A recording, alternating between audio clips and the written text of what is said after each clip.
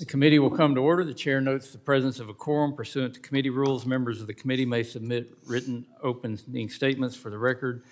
Ask that members may revise and extend their remarks on the bills to be considered as this markup and have those remarks included in the record without objection. So ordered. Without objection, I'm authorized to declare recess of the committee at any time. Pursuant to Committee Rule 3I, the chair announces that I may postpone further proceedings today on the question of approving any measure or matter or adopting an amendment on which a recorded vote is ordered. I now recognize myself for an opening statement. Good morning, and thank you for joining us today for our full committee markup. Today we're considering important legislation that will unlock our mineral resources and help codify President Trump's executive orders. During our committee's travels and in conversations with Americans across the country, a common theme has emerged: the need for certainty and clarity in a permitting process that works effectively and efficiently and results in projects moving forward to production. Now, this applies to a full range of projects, whether it's infrastructure projects like roads and bridges and ports and navigable waterways, or energy projects, even projects that have to do with management of our forests, but it particularly applies to mining projects, and that's what we'll be focusing on here today. Because the American people are telling us we must stop depending on foreign sources of minerals and instead produce more of what we need domestically. We must unleash America's resource potential and decrease our reliance on foreign adversaries for minerals that are critical to our supply chains and our very own way of life. Both bills we are considering under regular order today address this concern. H.R. 1366, the Mining Regulatory Clarity Act of 2025, introduced by Representative Amodei, will restore certainty to the permitting of mining support activities necessary for mineral exploration and production across the country.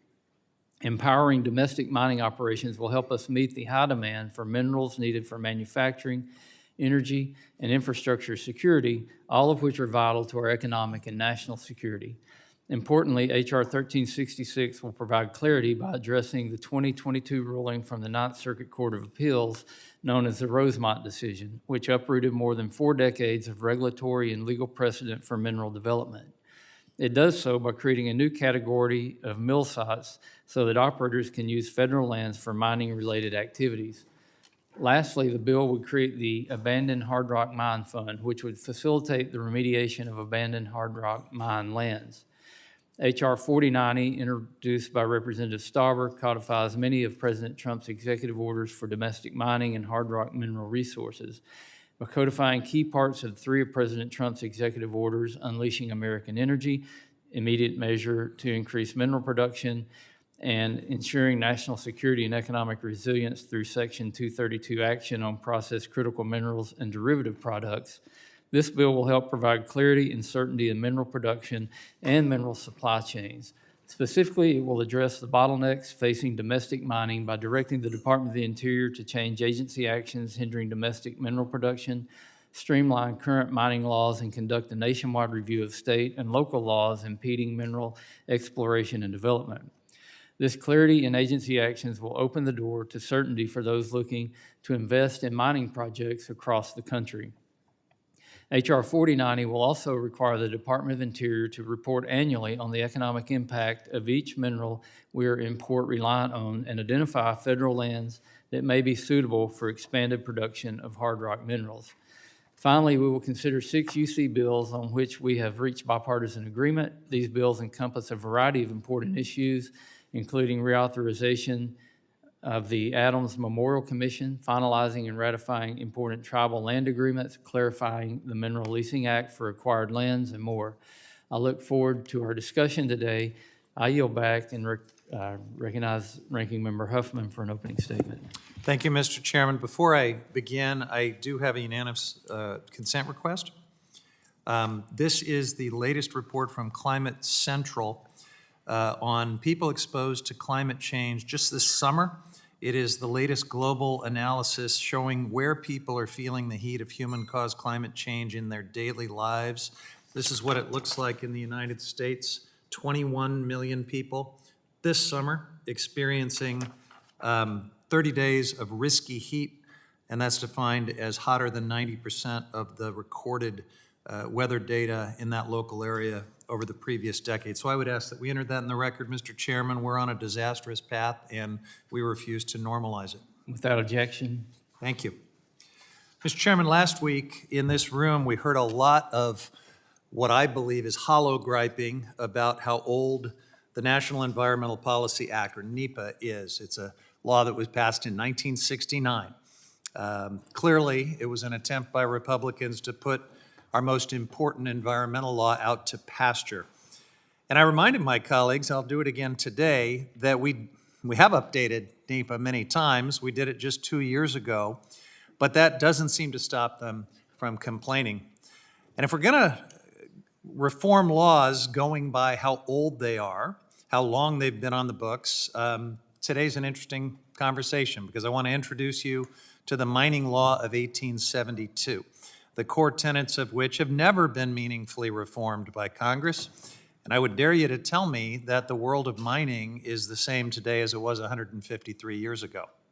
The mining law of 1872 codified the practices of the California gold rush of the early 1850s. It incentivized colonial newcomers to claim and pillage whatever land in the West they wanted, regardless of the indigenous communities who were already living on and stewarding the land, regardless of how badly it would squander America's resources. And today that means first come, first served to minerals on public lands, no matter who is mining, no matter where the minerals go afterwards. Is that really the way we want to govern modern mining in this country?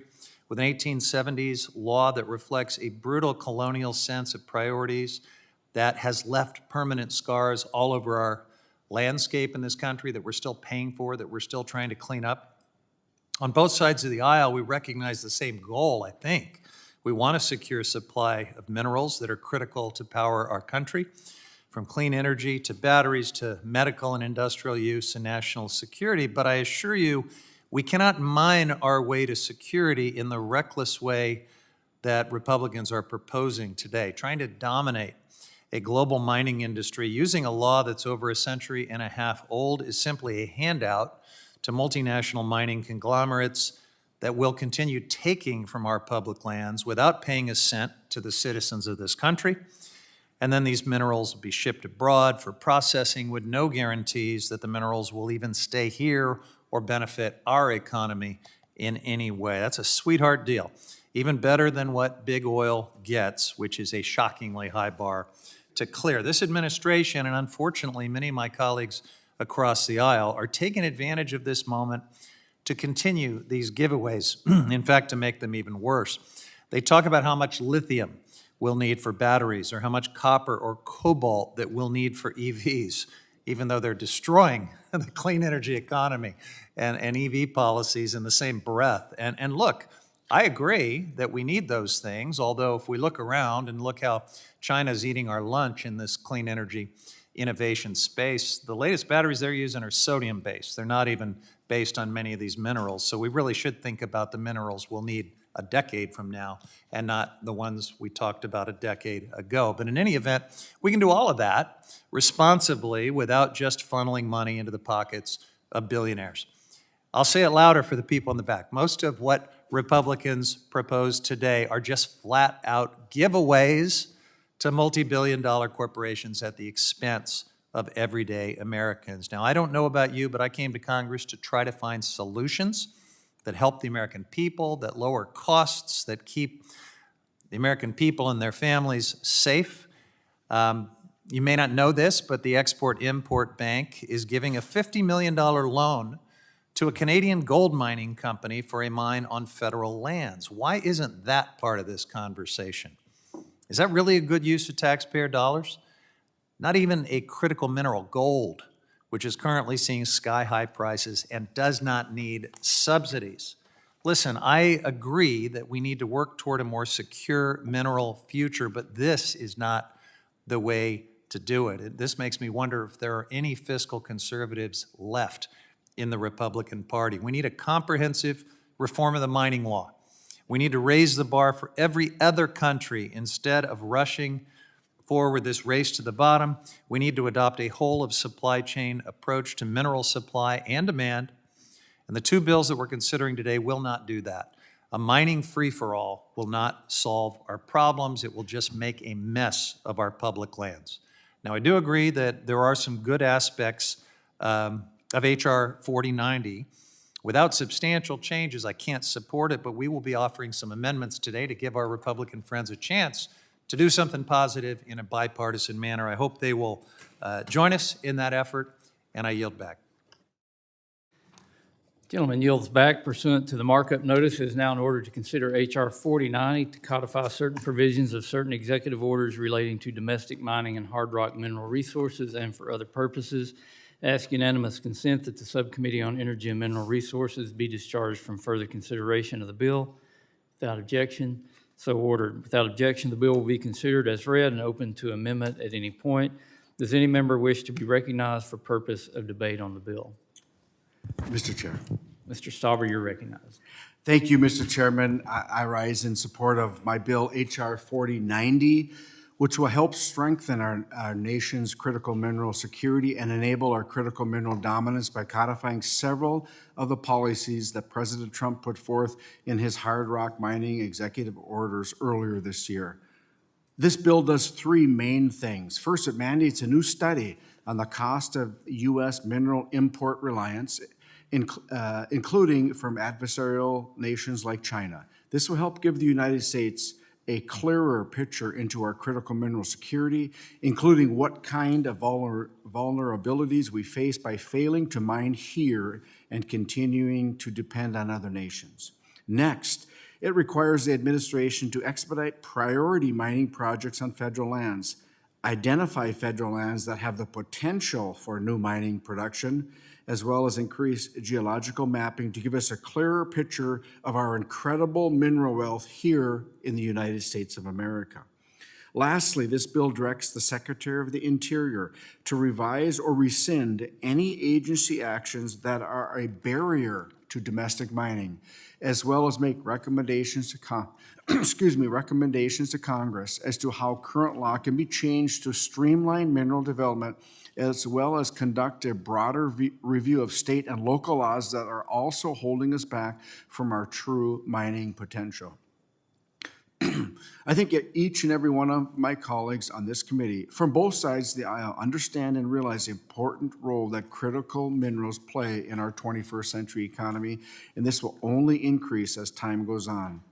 We have tremendous mineral wealth in our country, not only in my district in northern Minnesota, which is home to the largest untapped copper nickel deposit in the world, but in states all across this great country.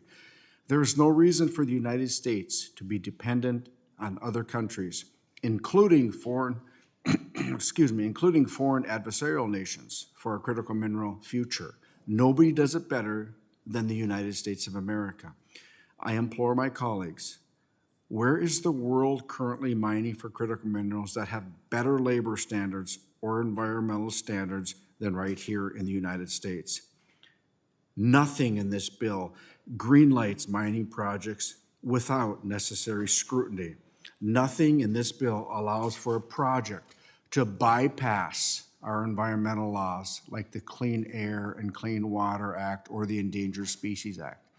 This bill is a strong signal from Congress to the executive branch that we need to get serious about our critical mineral strategy and take the necessary steps to win once again. I urge my colleagues to join me in supporting H.R. 4090. And Mr. Chair, I yield back. Gentleman yields back. Is there further discussion? Mr. Huffman, you're recognized. Thank you, Mr. Chairman. So the stated goals of Mr. Stauber's bill are not the problem. I think we can all agree on the importance of creating good jobs, strengthening supply chains, reducing the global influence of our adversaries, and safeguarding our national security. But we should not confuse the mining industry's best interest with the public interest. This bill would direct the Interior Secretary to take all necessary steps to expedite and approve certain priority projects with no restrictions on who operates those projects, what they mine, or where.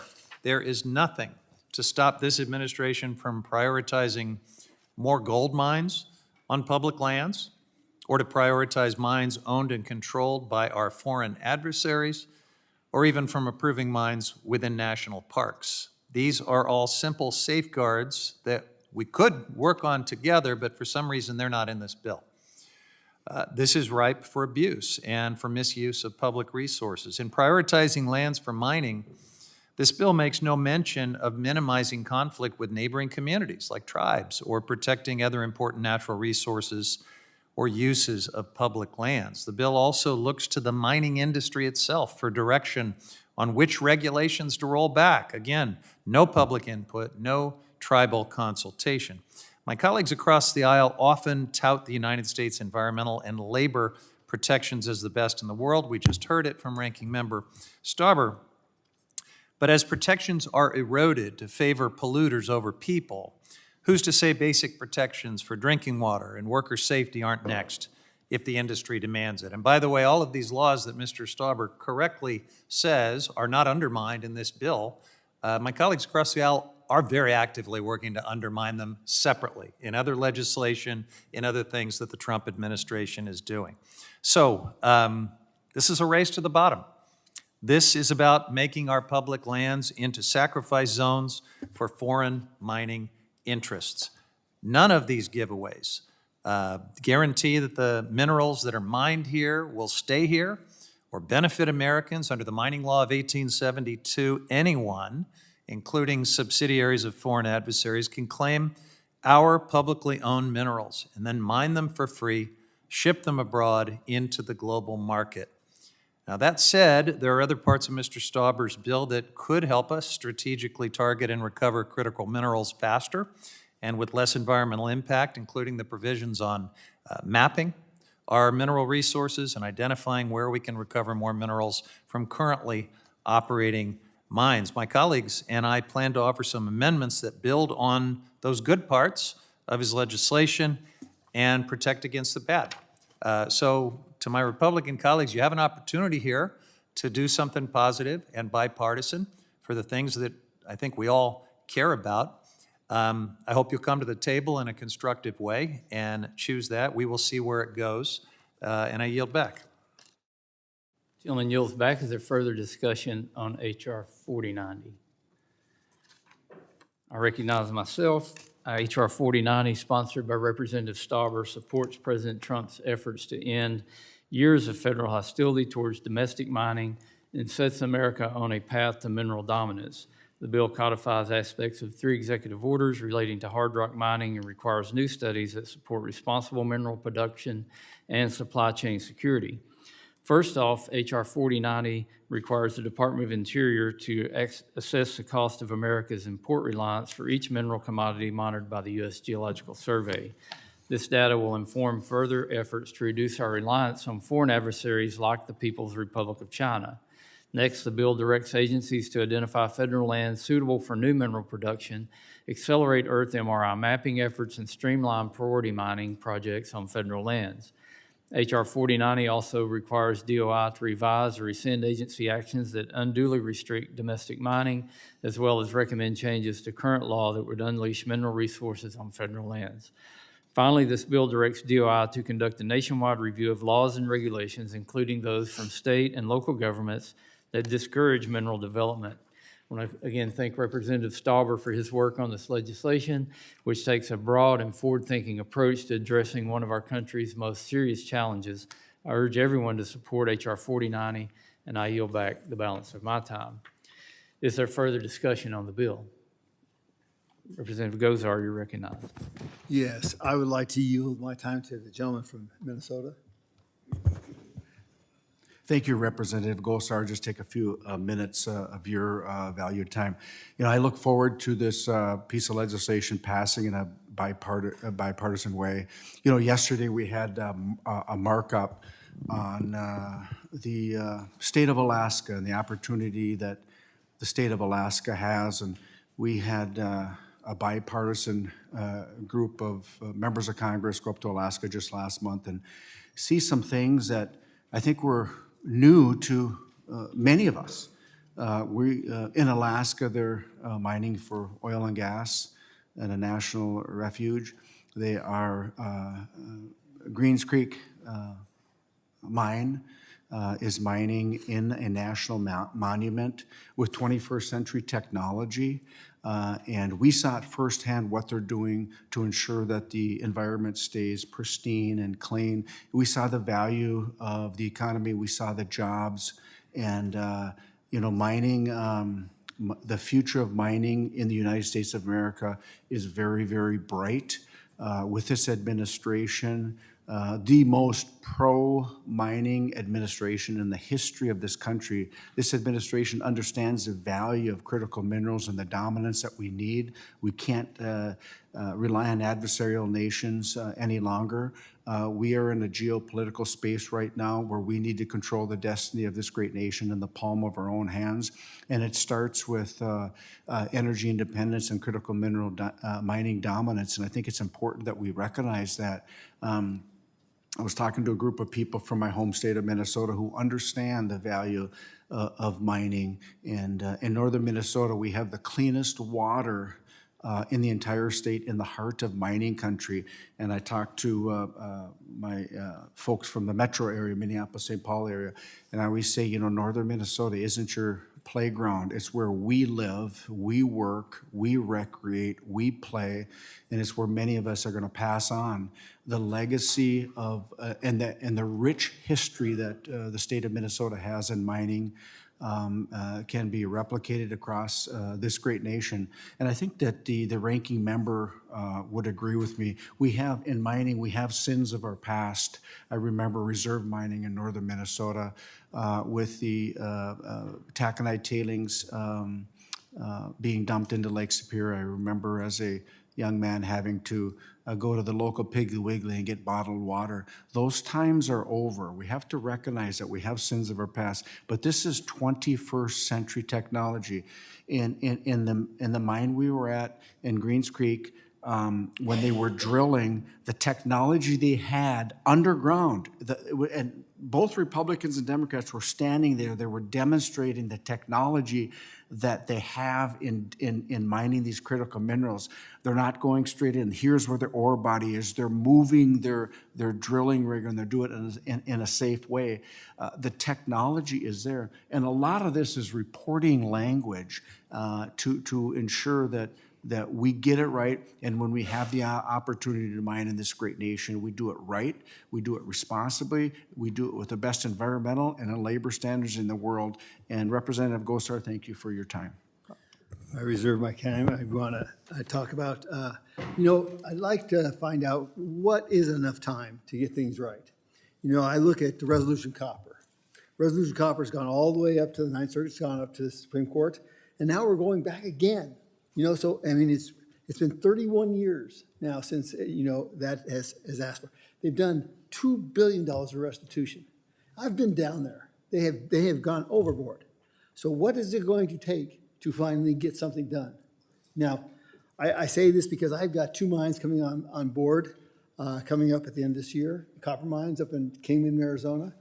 And they're going to use new technology because they couldn't smelter in Kennecott in Utah.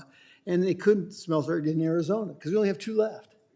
Now, there's new technology that allows them to use less water, a lot less water. They're green, and they're encapsulated because they're pulverizing the ore, and they're taking everything out of it.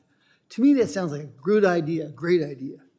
So I'm hoping that the other side is going to start looking at what a solution is and give us ideas on what mine you would like to open. Okay? I yield back. Gentleman yields back. Is there further discussion on the bill? Mr. Begich, do you wish to be recognized? Thank you, Mr. Chair.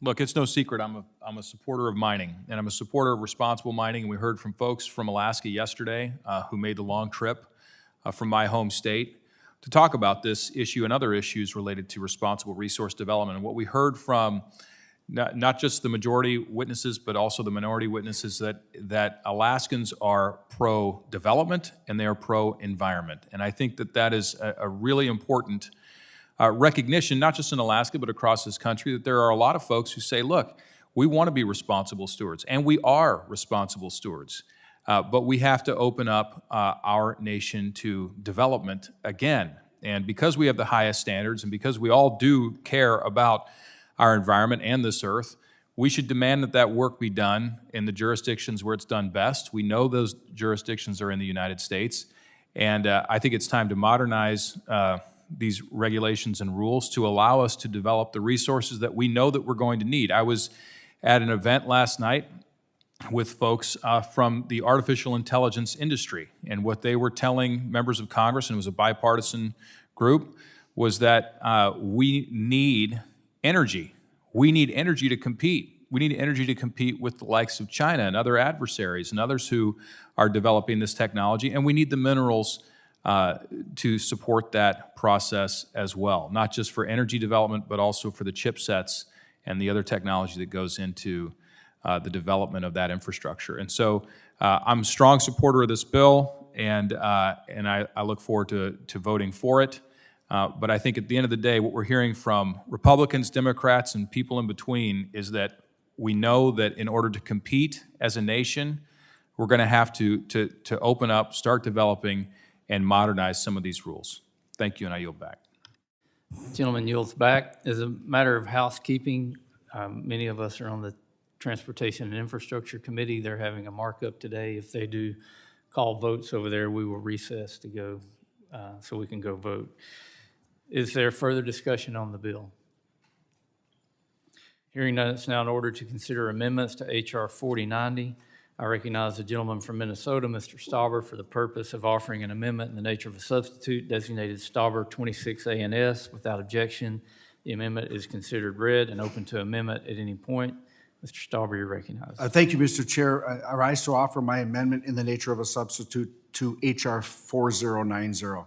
This is a very simple amendment that adds a short title to the bill, the Critical Mineral Dominance Act, and it makes small technical changes and nothing controversial. I urge my colleagues to adopt the amendment, and I yield. Gentleman yields back. Is there further discussion on the ANS? I would just say that this amendment just reflects technical feedback from Bureau of Land Management, adds a new definition for the term a mining project, and adds a fitting short title, the Critical Minerals Dominance Act. I urge my colleagues to support the ANS, and I yield back. Is there further discussion on the amendment? If there's no further discussion on the amendment, it is now in order to consider amendments to the ANS to H.R. 4090. I recognize Ranking Member Huffman for the purpose of offering an amendment designated Huffman number 1. Without objection, the amendment is considered read. Thank you, Mr. Chairman. So, look, it's encouraging to me to hear the words from my colleagues across the aisle in this debate. I mean, they're assuring us that they care about the environment, that they want to make progress on critical minerals in a way that is responsible, that is sustainable. I mean, those words are wonderful to hear, but right now, those words in this debate are the only safeguards we have. There's nothing in the bill itself that would back up or codify what my Republican colleagues are saying they want to happen. And so we're going to give you a chance to do that here with this amendment. This is an amendment that would add some tailored safeguards and would also strike what I think are areas that are ripe for abuse. First, in the opening section of the bill on policy, this amendment would add that in addition to creating jobs and prosperity, strengthening supply chains, and safeguarding national security, the policy of the United States should also be to minimize impact on communities and the environment. I don't think that's controversial. I would hope that's something that all of you, I mean, you've just said that that's what you want. So I'm going to just give you a chance to put this sensible sideboard into the legislation. It's a straightforward addition. Next, the amendment would add that when the Secretary provides a list of priority projects to Congress, the list should be limited to minerals important for our economic and national security, things that we actually need, which have supply chains that are vulnerable to disruption. Truly critical minerals, not sand, not gravel, not gold. As the bill is written now, the Secretary would be required to list all mines in the permitting queue, including for things like those other minerals, including gold. Focusing on true priorities like critical minerals would give Congress actionable information. It would protect against abuses like taxpayer funding of so-called priority gold mines. And my amendment would also strike the expedited approvals of these projects. That is unnecessary and could encourage this administration to further ignore the perspectives of the public and impacted tribes. We've already seen the administration do that with a uranium mine that was approved in 14 days. That is completely out of line. It is a recipe for avoidable litigation, and we should not be giving this administration a permission slip to do even more of that. Where the bill directs the Secretary to identify certain lands for potential mineral development, my amendment would add that these lands that are identified should be those that would have the least impact on communities, including tribal communities and the environment.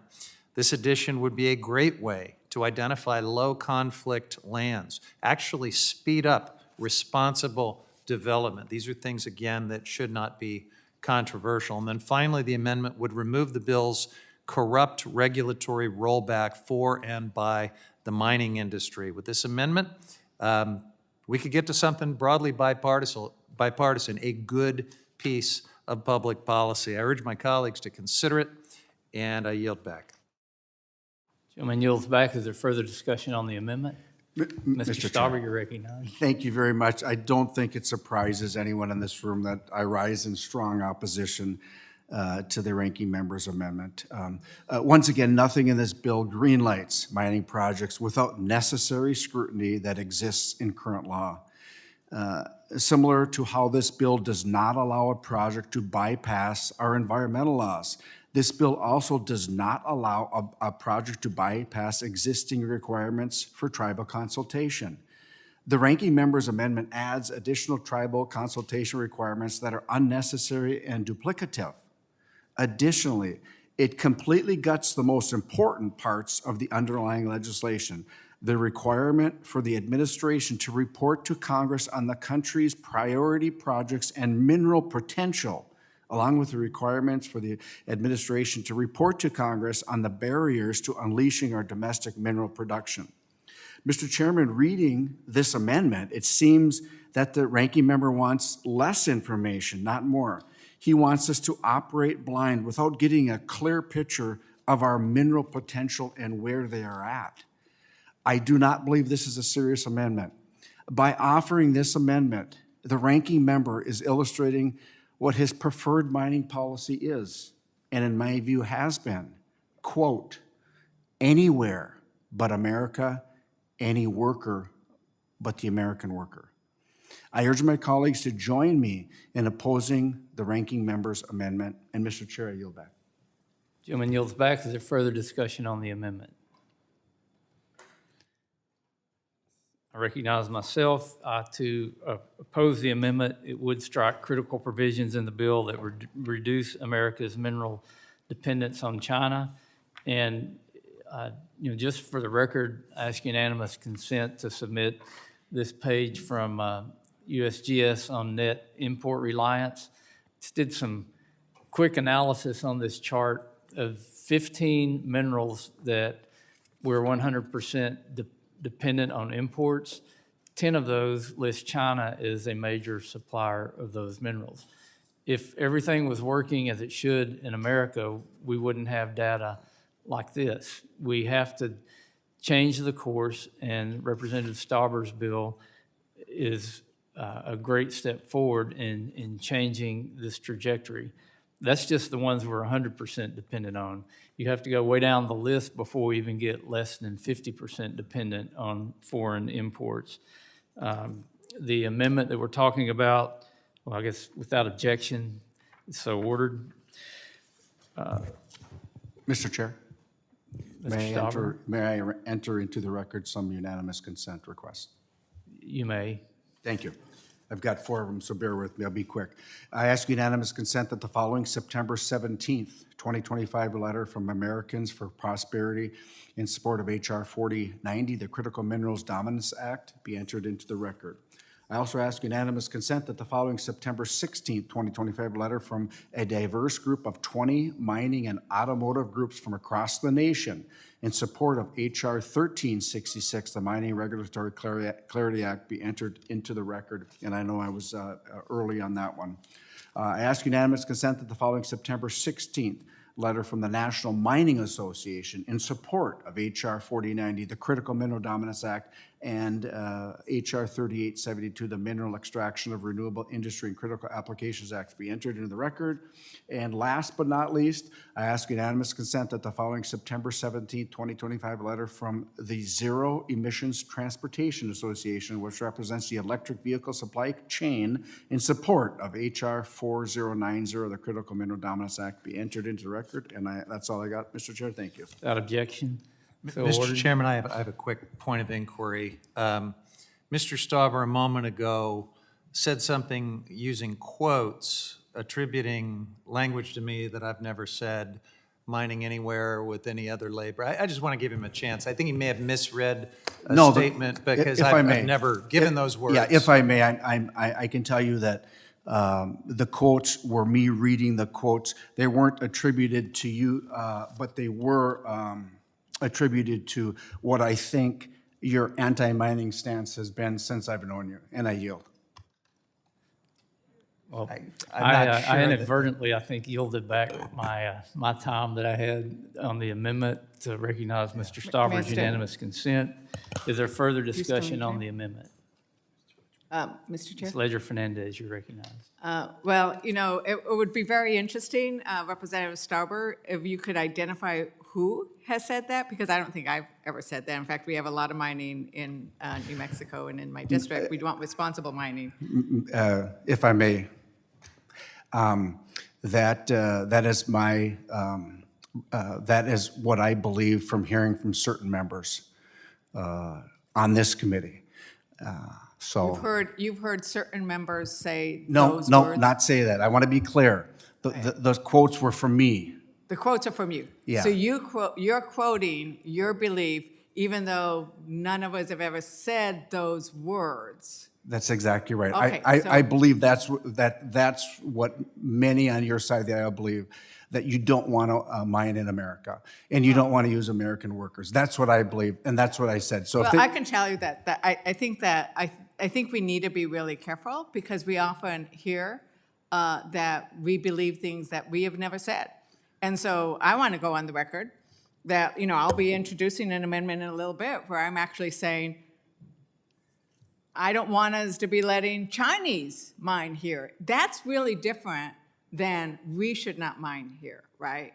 And I think that to be careful about that, because like we never say defund the police as a caucus. In fact, we always increase funding for law enforcement. So there is time after time after time when we are attributed, and the time is mine, where we are attributed, but we haven't said that. So thank you, and I'm going to yield some time to my ranking member. I appreciate the gentlelady. So I don't want to make a bigger deal of this than we need to. Mr. Stauber is a good guy, he's a friend.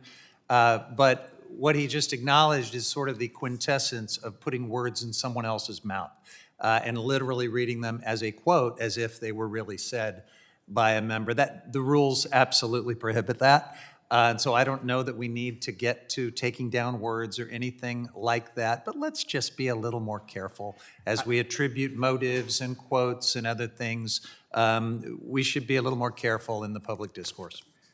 Mr. Chair, if I, to Representative, Does the gentlelady, do you Oh, yield back? yeah, it is, Yeah, it is my time. Well, because I love having a conversation with Mr. Stauber on this, of course I yield. It's always nice to have conversation and debate rather than just one-offs. I think, Mr. Chair, if I may, I think Representative Ledger-Fernandez, we do have a working relationship, and I do appreciate your view. I think that we have an opportunity in this committee to do great things in the natural resources, and as the ranking member said, if he supports mining, this is a great piece of legislation to move us forward, because it's report language that secures the critical minerals for our nation. I think you and I agree that adversarial nations should never control the destiny of this nation, especially when we talk about our defense weapons and what have you. You agree, and I agree, that China dominates. We have the ability in this nation, the state of Alaska and Minnesota and others can lead in the critical mineral dominance, and this is what 4090 will do. So with our conversation, I'm looking forward to you supporting the bill, and I Right, yield back. and I think that that's where if you listen to the Huffman's amendment, it was, this is a way in which if you actually made these changes, that we would be supportive. I think your amendment is that, right? Yeah, and I'll yield back to the ranking member. It's amazing how long 5 minutes lasts. We're making great use of this time, and I thank the gentlelady. But, you know, I do find it confusing that on the one hand, we're told the entire justification for this is competition with China, and on the other hand, every time we offer amendments to say, well, then Chinese-owned mining companies should not be able to extract our public resources for free, ship them abroad for processing, and then put them into the global supply chain without ever benefiting the United States. That is the opposite of what my colleague is saying he wants to do. Why would we hand the Chinese government our lunch money and then give them the keys to our house and pretend that any of that is protecting our supply chains or our national security or our national interest? There is a disconnect here. And so half of what Mr. Stauber is saying, I think we support, we want to see. But we'll see, I guess, as this debate goes forward, we will offer amendments to make good on what our colleagues say they want to do, which is to protect our competitive advantage against the People's Republic of China. And we'll see whether they really mean it. I yield back. Thank you. I'm looking forward to getting your yes vote on my amendment, Representative Stauber, which does just that. And my time is up, Mr. Chair. Ladies, time has expired. Chair recognizes Representative Gosar. I think that we have to recognize we live in a global world, and if you are going to invest in this great country, you're going to follow our environmental and our labor laws, and that's what we're doing. I think that Mr. Huffman, talking about putting words in our mouth, you just said that I support China. No, I didn't. Did not. Said the opposite. So I don't support our adversarial nations controlling our critical mineral dominance, and I don't think you either. So we have a choice, either to continue down the same road or do it ourselves. That's our option. I want to do it ourselves. I want the United States of America to be critical mineral dominant, using our environmental and our union labor, and I yield back. I'll resume my time. This is one thing, to the ranking member. If I get this right, your amendment would actually say that we're only going to take minerals that we see are critical, right? Yeah. Okay. Well, now, what may be critical may not be critical. Yeah, sure, please. It doesn't mean we don't mine other minerals. What this bill is about is giving all kinds of new priorities and streamlining and putting a big thumb on the scale for certain types of minerals. This amendment says those should only be critical, truly critical minerals. Okay, so what if we have a new smelting process, and there is actually out there. It no longer smelters. It's actually taking everything out of the ore body, and it's these new microprocessors. And so what you're doing is, if there's any cobalt, there's any manganese, it's all coming out. Okay, it's all coming out.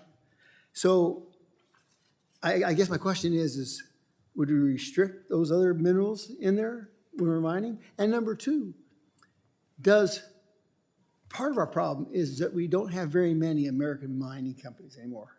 We put them out of business, okay? And so how many operations can actually put in $2 billion plus, not see a single penny back on their reserves? There's very few of that. So I appreciate the gentleman's discourse here. So it seems to me that if you want to help American mining companies do this work and not give yet another advantage to the Chinese state-owned enterprises, you would support the sideboards we are suggesting. That in order to benefit from some of these streamlinings and prioritizations and other things, you can't be a state-owned enterprise from the Chinese Communist Party. That just seems so obvious. It doesn't mean we don't want to have a competitive advantage with China. It means we don't want to make it worse. No. Because that's what this would do. I get your discourse, but my whole point is that there's nobody who can do this. There's very few American mines just strictly owned. And, one of them is actually opening up at the end of December. They're from Australia, okay? They're solely owned by Americans and Australians, the whole company. So, they've proceeded, but, they had nowhere to go for their microprocessing, and actually they're gonna be the first ones on that microprocessor. So I guess my point is that there's opportunities here. And I'll give you another one, gold. Why can't we go gold? Because it is national security, is it not? It backs our, it should be. It should be, because, no, listen, our dollar is only as good as the paper it's printed on. It's not backed by any gold, and I think a lot of us would like to get back to the gold standard. So that would be critical to national security. Are you asking me? Sure. I think the argument that gold is critical to our national security is a stretch. Why would it be a stretch? I don't think we need gold for any of the critical mineral supply chains that the gentleman from Minnesota is talking about it. I think there are other minerals that are critically strategic and important. But if you're going to start throwing in gold, you're on a slippery slope to just everything, sand and gravel. And, if everything is critical, then nothing is critical. And that is not a very strategic policy. Okay, I yield back. Gentleman yields back. Is there further discussion on the amendment? Ms. Randall, you're recognized. Thank you, Mr. Chair. I'd like to yield my time to my colleague from New Mexico. Thank you very much, Representative Randall. And I want to point out that, because we're still on the Huffman Amendment, I look forward to the discussion on mine, which is about foreign concerns. But part of what you're looking at, as I understand, is for this path of, in essence, prioritization, dominance, right? That let's do that, but let's not give up some of these important structures and guardrails as well. And I would just point out that in New Mexico, mining and oil and gas development are very important. I pointed out before that I'm going to claim that there's probably nobody on this committee that has more oil and gas production in their district than New Mexico. I have the Permian Basin, my God, right? But we're able to develop on the Permian Basin with higher revenues, royalties, 25%. We lowered our revenues, so Alaska, Utah, and other states are going to get hit because we lowered our federal revenue royalty rates. At the same time, New Mexico increased ours to 25%, and we had record lease sales. We also have some of the best methane reclamation requirements so that we're not polluting from that oil and gas development. When we get to mining itself, we have stricter regulations than the federal government. So I think it is important to recognize you can be in favor of mining and oil and gas development and at the same time enforce sensible environmental protections, make sure you get paid. Because in the end, these resources don't belong to those companies, they belong to the people, the American people, the public. And we are giving them away for free without insisting that we get enough back. We should not be so lenient and give away our resources because it's not ours. It belongs to the American people. And there are ways in which we can have both. And I think it's a false choice when we say we can't. And because in New Mexico, we have shown that. And we have lots of problems where we didn't show it, where we do have the destroyed watersheds, where we, oftentimes on federal land, because those mines were on federal land, and there were no requirements. And the state had to come and clean it up. So I think that was a point, and that's why I wanted to get back to, that's what your amendments do. And I think that we are willing to sort of support this kind of processing as long as we put these provisions in. We're not saying no on this, we're saying, yes, can we do these things that we think and that examples like New Mexico show are possible? Do you need any more time, Representative Huffman? I thank the gentlelady. I just find it hard to imagine that some basic sideboards, including that state-owned enterprises from our adversary China would not be able to come onto our public land and exercise these expansive rights under the mining law of 1872, mine for free without any royalties and without any assurance that any of this comes back into our country or benefits us in any way. These are very reasonable sideboards, and I'm just surprised that our colleagues wouldn't jump at the opportunity to, in a bipartisan way, put these guardrails in place so that we could move forward toward seriously addressing the supply chain and critical mineral policy. And with that, I'll yield back to the gentlelady. And I yield back to the gentleman. Gentlelady yields back. Is there further discussion on the amendment? If there's no further discussion on the amendment, the question is on the amendment offered by Ranking Member Huffman, designated Huffman number 1. All those in favor signify by saying aye. Aye. Those opposed, no. In the opinion of the chair, the noes have it. The amendment is not agreed to. The recorded vote has been requested. Further proceedings on the amendment will be postponed. I recognize the gentlewoman from New Mexico, Ms. Ledger Fernandez, for the purpose of offering an amendment designated Ledger Fernandez number 2. Without objection, the amendment is considered read. Thank you, Mr. Chair. And this amendment concerns part of the discussion that we've had earlier because it prohibits the Department of Interior and Agriculture from expediting or improving mining operations plans when the applicant, claimant, or operator is owned or operated by a foreign entity of concern, subsidiary of a foreign entity of concern. In other words, China and Russia, that's what we're looking at here. So if you do not want China to have dominance, it would make sense to say that China cannot have ownership of a certain amount in mining companies that operate in the United States. It's that simple. Like, let Australia in, let Canada in, let others, but not if they're a foreign entity of concern. And so it's not everybody else's. Are they a foreign entity of concern? And I've heard just in this conversation, 3 of my colleagues mention China as a problem, as someone that we are in competition with. And we can't compete if we are giving away to our competitor our resources. So it's a simple amendment. It's that simple. And you know, the reality is foreign investors get rich off of our public-owned critical minerals, while, as I mentioned, American taxpayers get nada, zero.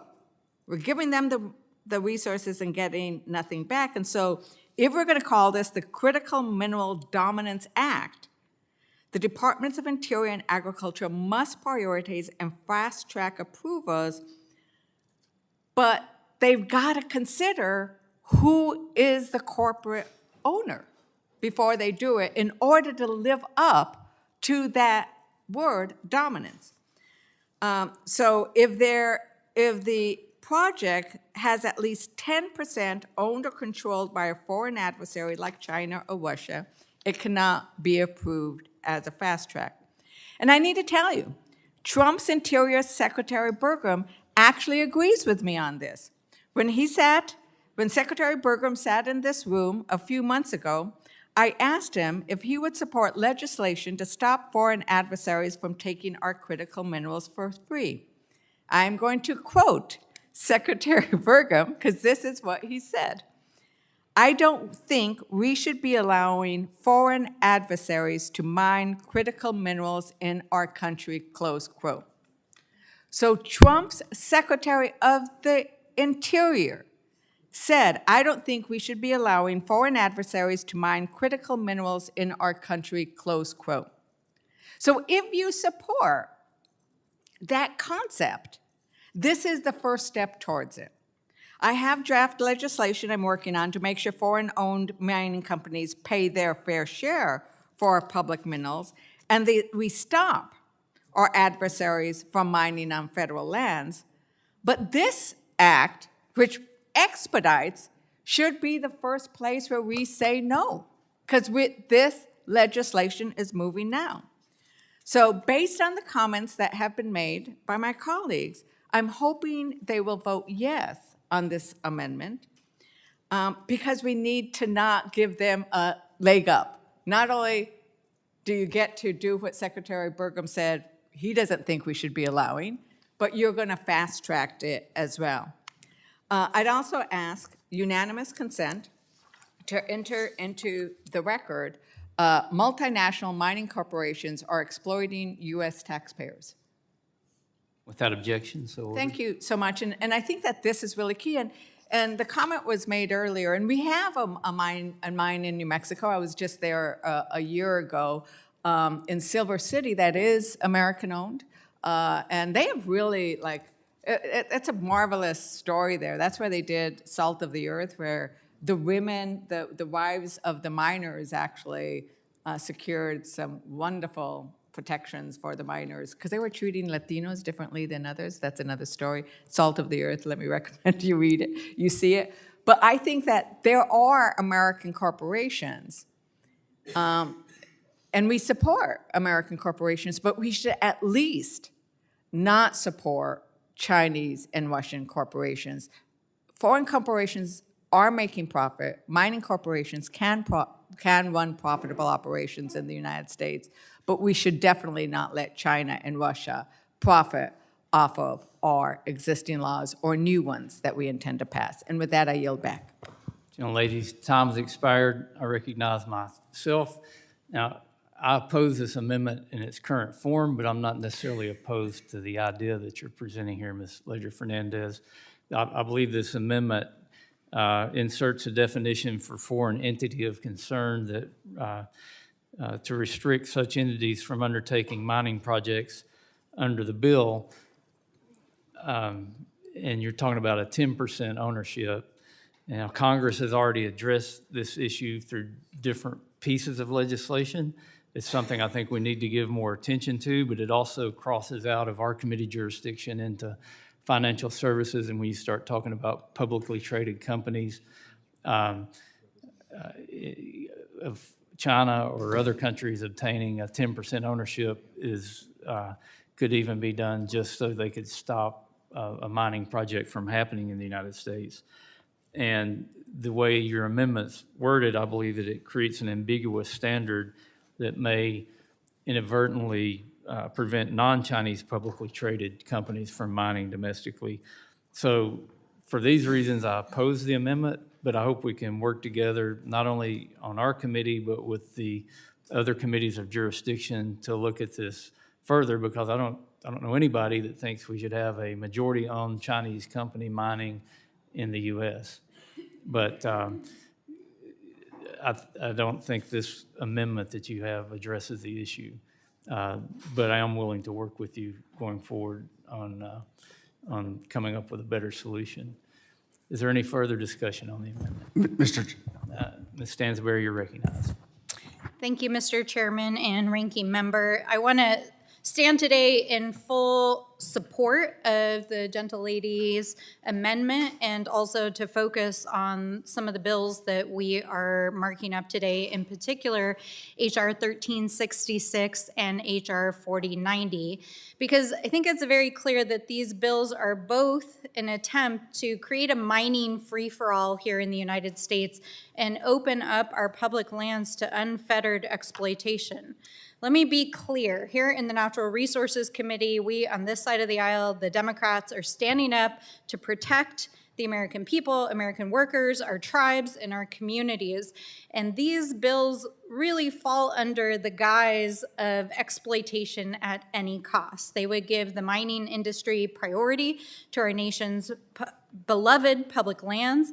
It does not take into account environmental, social, and cultural impacts of the extractive activities that they would support and how they would affect communities. They would be rushed through and prioritized ahead of other projects.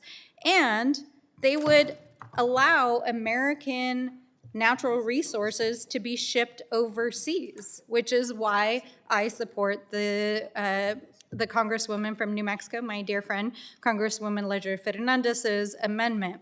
And for our tribal communities, it also prioritizes exploitative practices over their history, their culture, and the sacred and ancestral lands that they've worked since time immemorial to protect and which are so important to their cultures. It also would affect the environmental, recreational, and fishing activities on our communities. But I want to talk about the elephant in the room, which is that there's not a national energy emergency. In fact, we are producing more natural resources than we ever have, even under the last administration at the current moment in time. And in particular, copper is an important resource in our communities, everything from transmission lines to electronics to consumer products.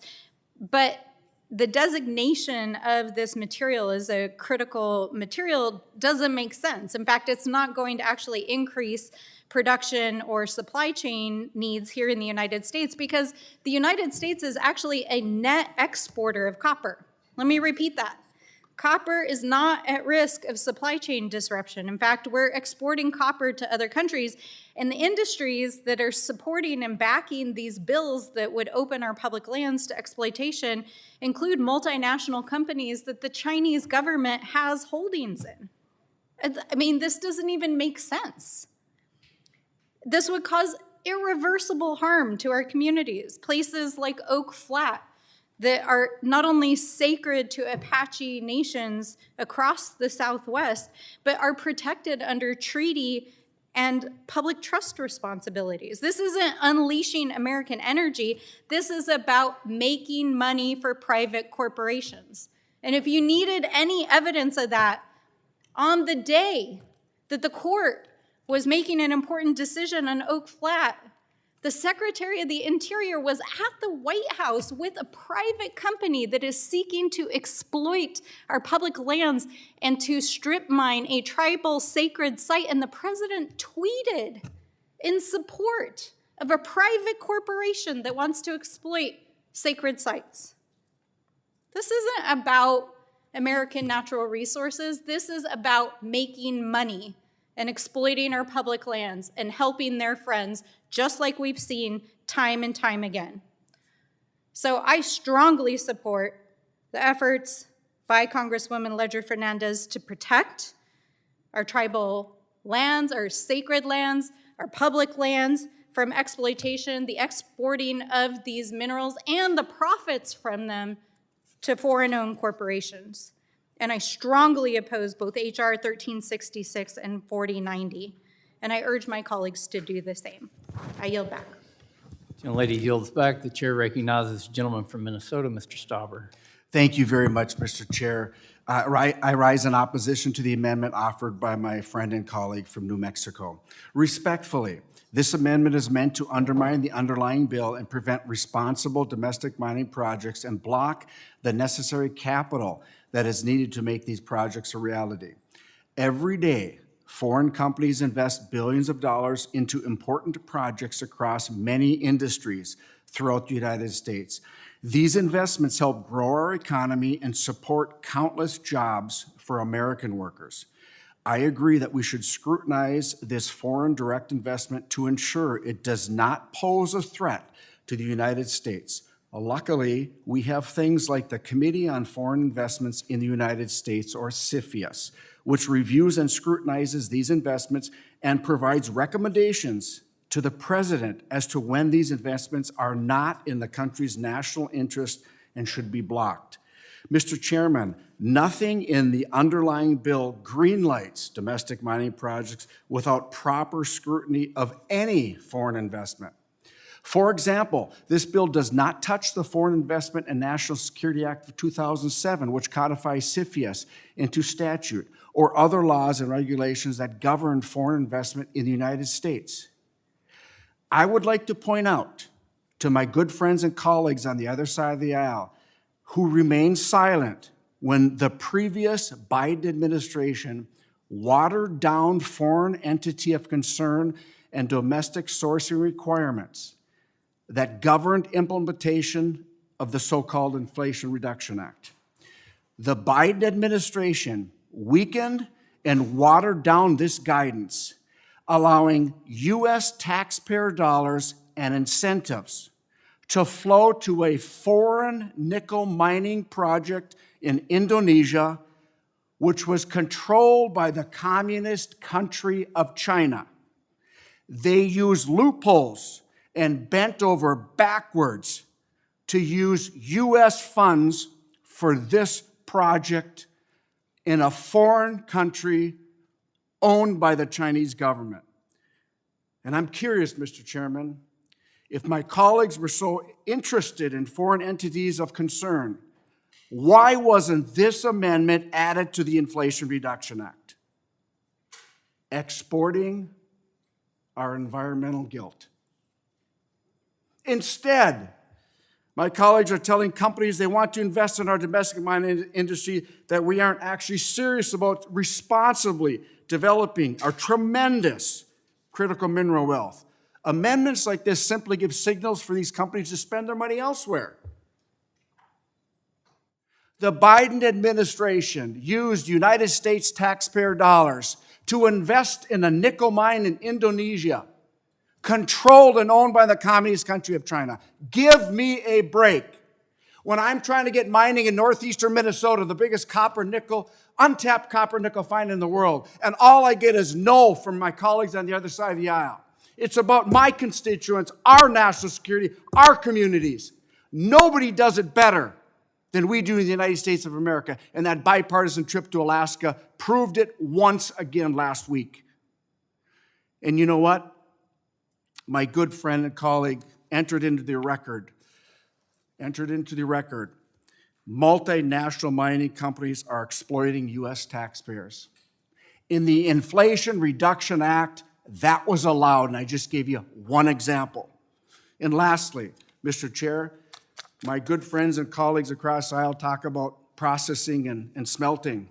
I hope when we get that permitting going on processing and smelting, that we do it in our country. And we're going to start in the state of Alaska. And then I hope we go to some other Midwest state, maybe Minnesota, so we don't have to process it in a foreign country any longer.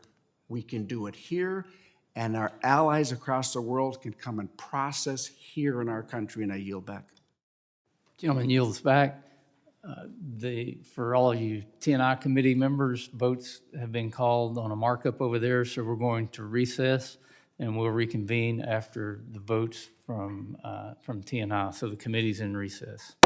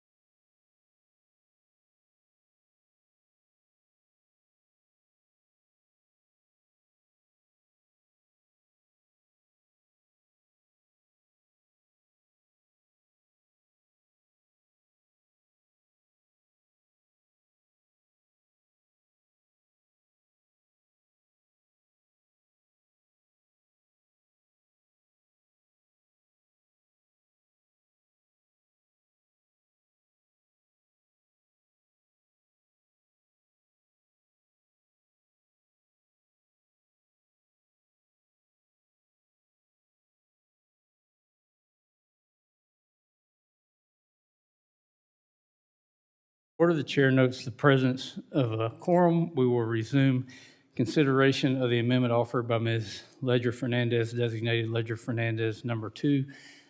Also, as a matter of housekeeping, we weren't anticipating the T&I votes when they happened, but they happened. But we had also communicated that we were going to recess for lunch. I know people have those plans, but we want to go maybe another 10 or 15 minutes and try to get as far along as we can, and then we will recess for the lunch break.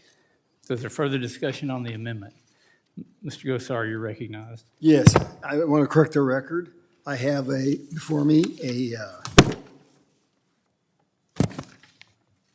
an article from oil price, and it's talking about copper. And it basically says that copper, the move primarily is critical. The move primarily stems from the analysis showing that the copper supply chain is vulnerable to disruptions that could significantly impact the United States economy, defense, and green energy goals. Indeed, copper remains central to electrification, renewable infrastructure, and high-tech manufacturing, and therefore it should deem its criticalness. So I want to put that into the record.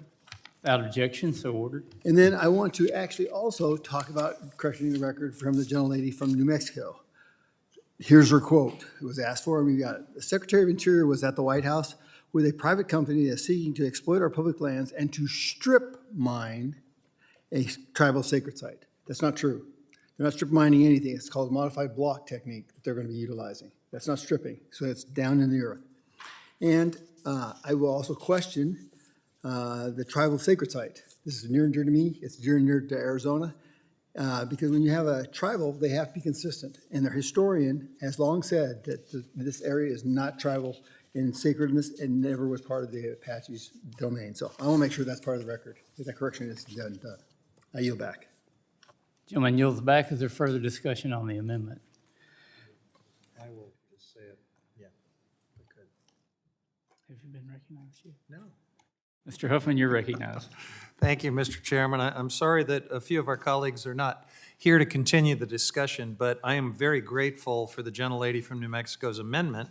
Of course, with my previous amendment, I was proposing some sideboards that I think should be non-controversial, make sure that we're actually talking about critical minerals, consider communities, other things. But even if my colleagues across the aisle can't support those non-controversial sideboards, I would think with this amendment, we're getting to something that really Republicans have to support if they mean what they say about protecting our strategic interests relative to China. And Mr. Chairman, I appreciated your remarks about how you'd like to work on a threshold that would be more workable. You sort of implied in that you thought it should only apply to majority-owned state-owned enterprises by the Chinese Communist Party. Your own Republican colleague, Mr. Moolenaar, and the China Select Committee arrived at this 10% threshold. That's where this comes from. This is a Republican product that we are proposing, and there are very important strategic reasons why it should be 10%. And I would just urge you to, instead of continuing to sort of put out unattainable thresholds and standards where we won't get to an agreement, to listen to your own Republican colleague on the China Select Committee that I believe agrees with us. The threshold should be 10%. This should be an amendment that passes with overwhelming bipartisan support, and I hope it will. And with that, I yield back. Gentleman yields back. Is there further discussion on the amendment? If there's no further discussion, the question is on the amendment offered by Ms. Ledger Fernandez, designated Ledger Fernandez number 2. All those in favor signify by saying aye. Aye. Those opposed, no. In the opinion of the chair, the noes have it. A recorded vote has been requested. Further proceedings on this amendment will be postponed. I recognize the gentlewoman from California, Ms. Rivas, for the purpose of offering an amendment designated Rivas number 3. Without objection, the amendment is considered read. Thank you, Mr. Chair. H.R. 4090 is another example of the Trump administration and House Republicans stripping the voice from every frontline environmental justice community, all in the name of profits for a multi-billion-dollar corporation. The Trump administration is attacking frontline environmental justice communities by attacking our public health, our environment, and our overall safety. I ask for unanimous consent to enter a report from the Union of Concerned Scientists titled Access Denied, How the Trump Administration is Eliminating Public Input into the record. Without objection, so ordered. This report shows how the Trump administration has bypassed standard notice and comment procedures 182 times. 182 times, this administration has ignored the concerns of the environmental justice community. 182 times, the administration has chaotically dismantled our democratic and scientific processes without input from those who would be most affected. Trump and House Republicans are creating a two-tier system where the billion-dollar polluting corporation games the system to benefit. At the same time, frontline communities like mine are shut out and forced to deal with the consequences. My amendment mandates the Departments of Interior and Agriculture to create a notice and public comment period for environmental justice communities. In my district, the community of Sun Valley has over a dozen rock quarries that have been impacted and have impacted my constituents for decades. They have had little say over the years, if any at all. Yet accidents at these facilities have impacted drinking water, public health, and environmental conditions. This is why we need community input throughout the process. My amendment simply states that any agency action that intends to suspend, revise, or rescind as applicable should first require a notice and comment period in accordance with the law. This amendment will ensure that the most vulnerable communities across the country have a say on what happens in their own backyard. I urge support for my amendment, and I yield back. Gentlelady yields back. Is there further discussion on the amendment? Mr. Gosar, you're recognized. Yeah, I rise in opposition to this amendment. I mean, just yesterday, we had tribal members in from Alaska. And then we had a gentleman in the minority witness basically state that they that they were going to try to be electrified through solar and then hydropower. When I presented to them that their problem was an NGO, that the administration didn't roll it back, they rolled it back because of the NGO. And there's a lot of fraud with that NGO. That's why I've been pushing for the NGOs to have clarification. For example, if you take 1 penny from the federal government, either directly or indirectly through a pass-through, you've got to give the federal government, and I hope all of you would agree, if we're giving somebody some money, they got to tell us where they got the rest of their money, because it's a hindrance if we don't. So I think that's a big problem with that aspect. And I think Mr. Begich can actually tell us a little bit more, but he just stepped out. So I'll yield back. Gentleman yields back. Is there further discussion on the amendment? Ms. Ledger-Fernandez, you're recognized.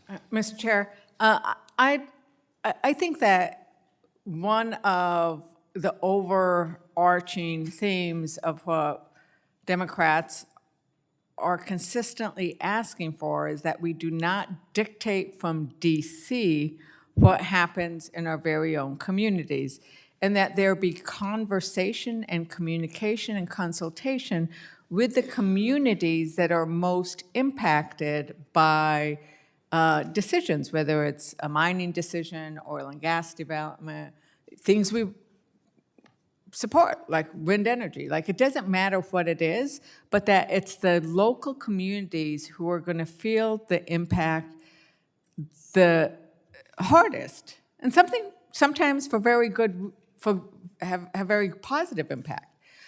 And so I think that that's what the Congresswoman's amendment is meant to do, is to make sure that there is that local impact. And we hear time and again that you are supportive of that, right? That you don't want DC control, but we keep seeing you pass resolutions, pass amendments, overturn, use this CRA to constantly undermine local input.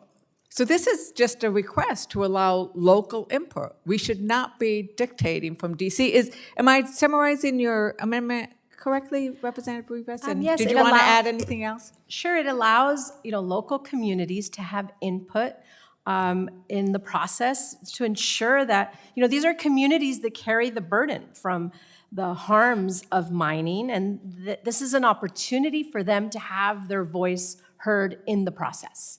Right, and that could include that they are in support of the mining because of jobs it adds or revenue it produces. So I think that input, we should say, could be positive, that they want this to happen.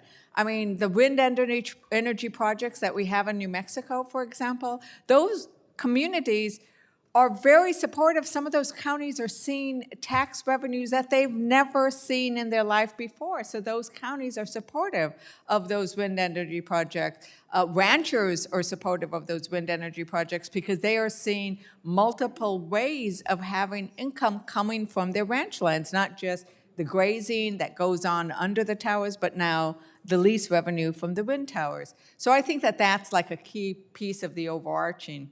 And I'm sorry I was not able to be here. Thank you for calling for a recorded vote. I misread how long it would take you to get to, across the street. It took me longer to get across and back, so my apologies. But I did want to point out that to Mr. Stauber, my amendment to prevent foreign entities of concern is not meant to undermine your bill, which as you said, this amendment is meant to undermine the bill, and that's not it as well. It is to undermine the Chinese Communist Party from having an interest in our resources and having them being able to have it expedited. And I welcome the chair's offer to work with me, but I would also point out that every single time we raise an amendment to block foreign entities of concern, to block China, to block Russia, to block our adversaries from having an interest for free in our resources, there's always a reason why you're voting against it. And so I think at some point in time, you just need to say, we're going to just vote for keeping the Chinese out. At some point in time, you have to say we stand with the sentiment that Secretary Burgum said of he does not believe foreign adversaries should have an interest in our resources. When are we going to have you vote for that? And I would point out that the definition in my legislation comes from the amendment Chair Moolenaar proposed of the Select Committee on the CCP. So I didn't make this up. Would the gentlelady We yield? were relying on the expertise that Chair Moolenaar, a Republican, brought from the Select Committee on the Chinese Communist Party. That's what they are recommending in order to thwart China from having an interest in our resources. And I've run out of time, so I'm sorry I can't give you any more.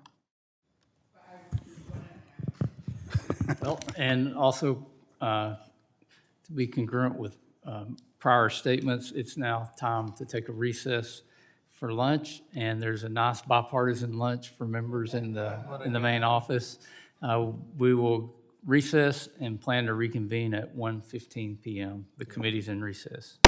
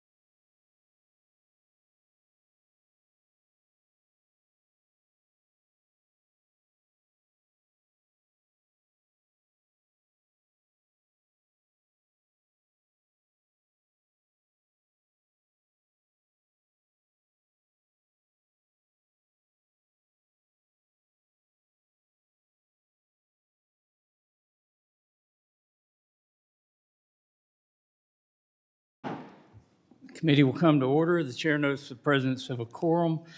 We will resume consideration of the amendment offered by Ms. Rivas, designated Rivas number 3. Is there further discussion on the amendment?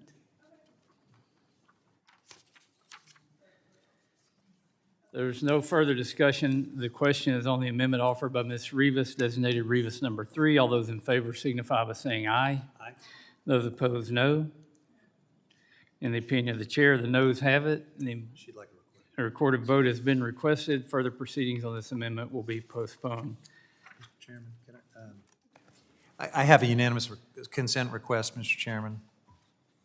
You're recognized. Thank you. So this is in response to Mr. Gosar correcting the record on Ms. Stansberry's resolution copper and Oak Flat remarks.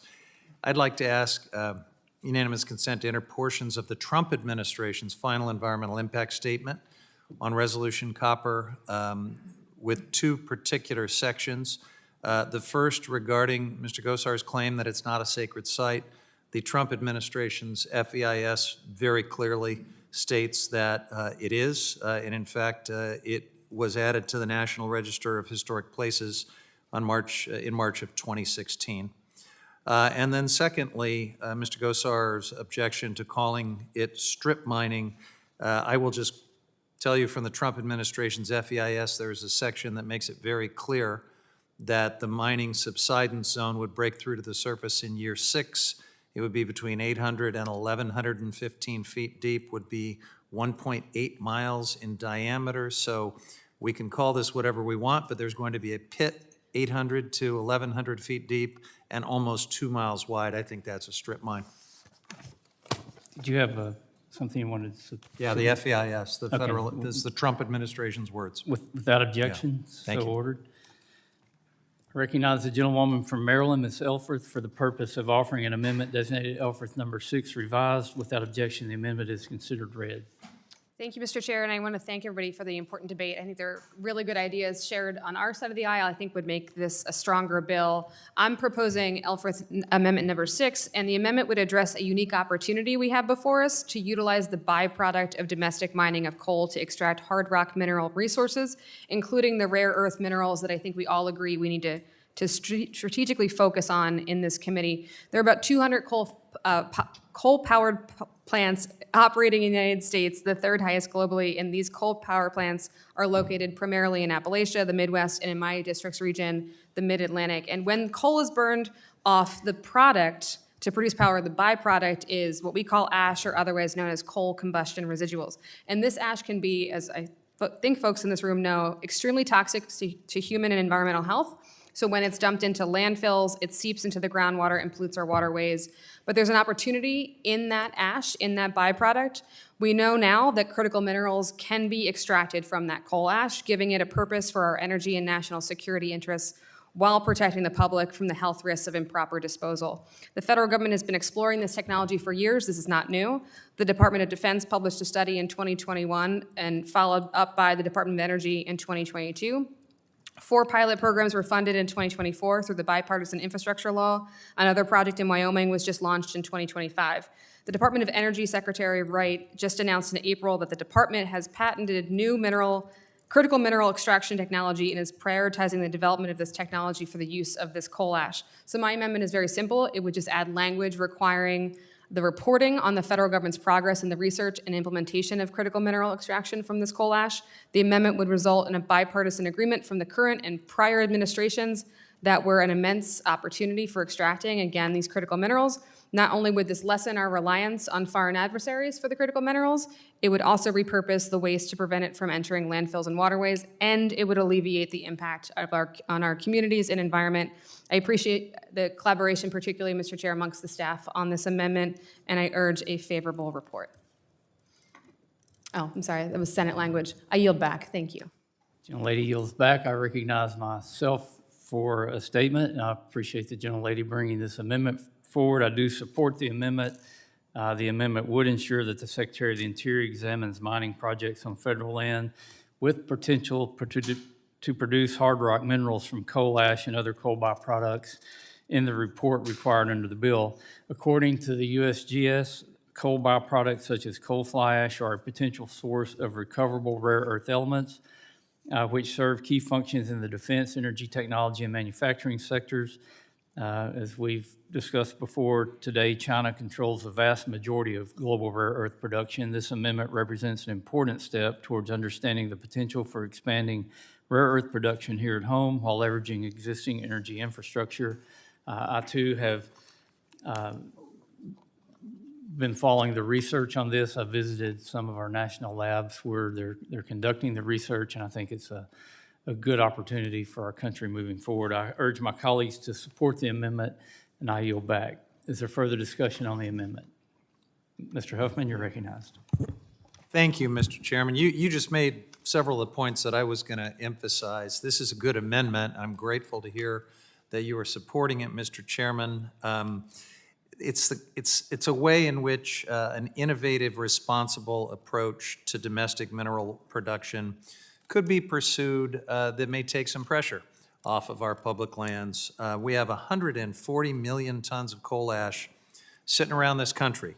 A lot of it is stored in unlined ponds, threatening groundwater in nearby communities. And so it just seems kind of obvious that instead of leaving this valuable resource as an environmental liability, we would prioritize extracting it for all of the possibilities and potential that have been mentioned. This amendment will ensure that we pursue the lowest hanging fruit first, turning environmental liabilities into strategic national assets. And I want to thank the gentlelady from Maryland for her leadership on it. Yield back. Is there further discussion? Mr. Chair. Stauber, you're recognized. Thank you very much, Mr. Chair and Ranking Member. Listen to this. I rise in strong support of the amendment offered by my colleague from Maryland, Ms. Elfreth. Similar to the previous amendment from my colleague from Arizona, I believe this amendment strengthens the underlying bill by emphasizing the innovative technology and advancement that we have made in the domestic mining industry. It's 21st century technology. This amendment will emphasize the need to review and consider the potential to produce additional hard rock minerals from coal ash and other coal byproducts, which underscores the importance of an all-of-the-above approach to mining and energy development in the United States, including coal. I want to really thank my colleague from Maryland for her constructive amendment, and I hope that this also signals that she will support the underlying bill. And Mr. Chair, I yield back. Gentleman yields back. Is there further discussion on the amendment? If there's no further discussion, the question is on the amendment offered by Ms. Elfreth, designated Elfreth number 6 revised. All those in favor signify by saying aye. Aye. Those opposed, no. In the opinion of the chair, the ayes have it.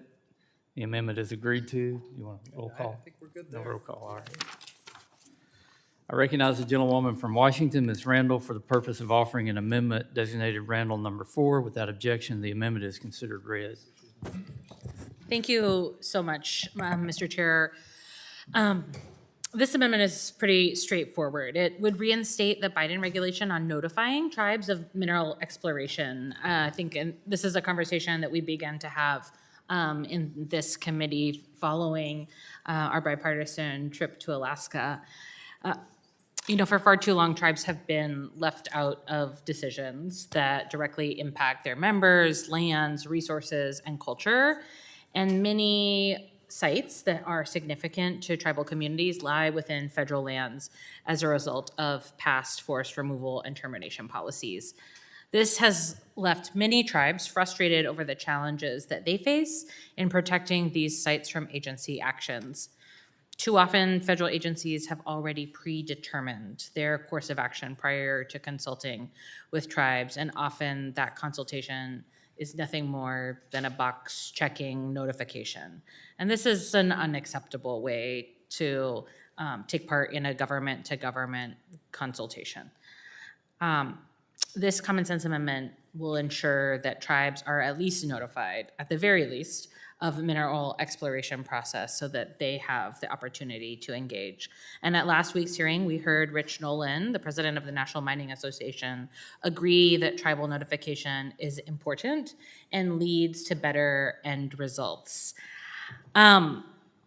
However, to ensure that we are able to engage in this real work, to secure bipartisan support on the issue. I will withdraw this amendment and look forward to working with you, Mr. Chairman, as well as the prime sponsor of this policy on the issue moving forward. Without objection, the amendment is withdrawn. I recognize the gentlewoman from Arizona, Ms. Ansari, for the purpose of offering an amendment designated Ansari number 5 revised. Without objection, the amendment is considered read. Thank you, Mr. Chairman. My amendment would direct the Secretary to conduct a study and report to Congress on the barriers to byproduct production from mining projects on federal land. The report to Congress will include recommendations to Congress on how to reduce those barriers. Exciting new research published in Science and authored by folks at the Colorado School of Mines found that recovering byproducts from currently operating U.S. metal mines could drastically reduce import reliance for critical minerals. Right now, critical minerals are literally being thrown away as waste rock, but with targeted strategic support, mines could begin recovering those minerals, a faster, more adaptable way to get the minerals we need and reduce our reliance on adversaries like China with less impact on the environment.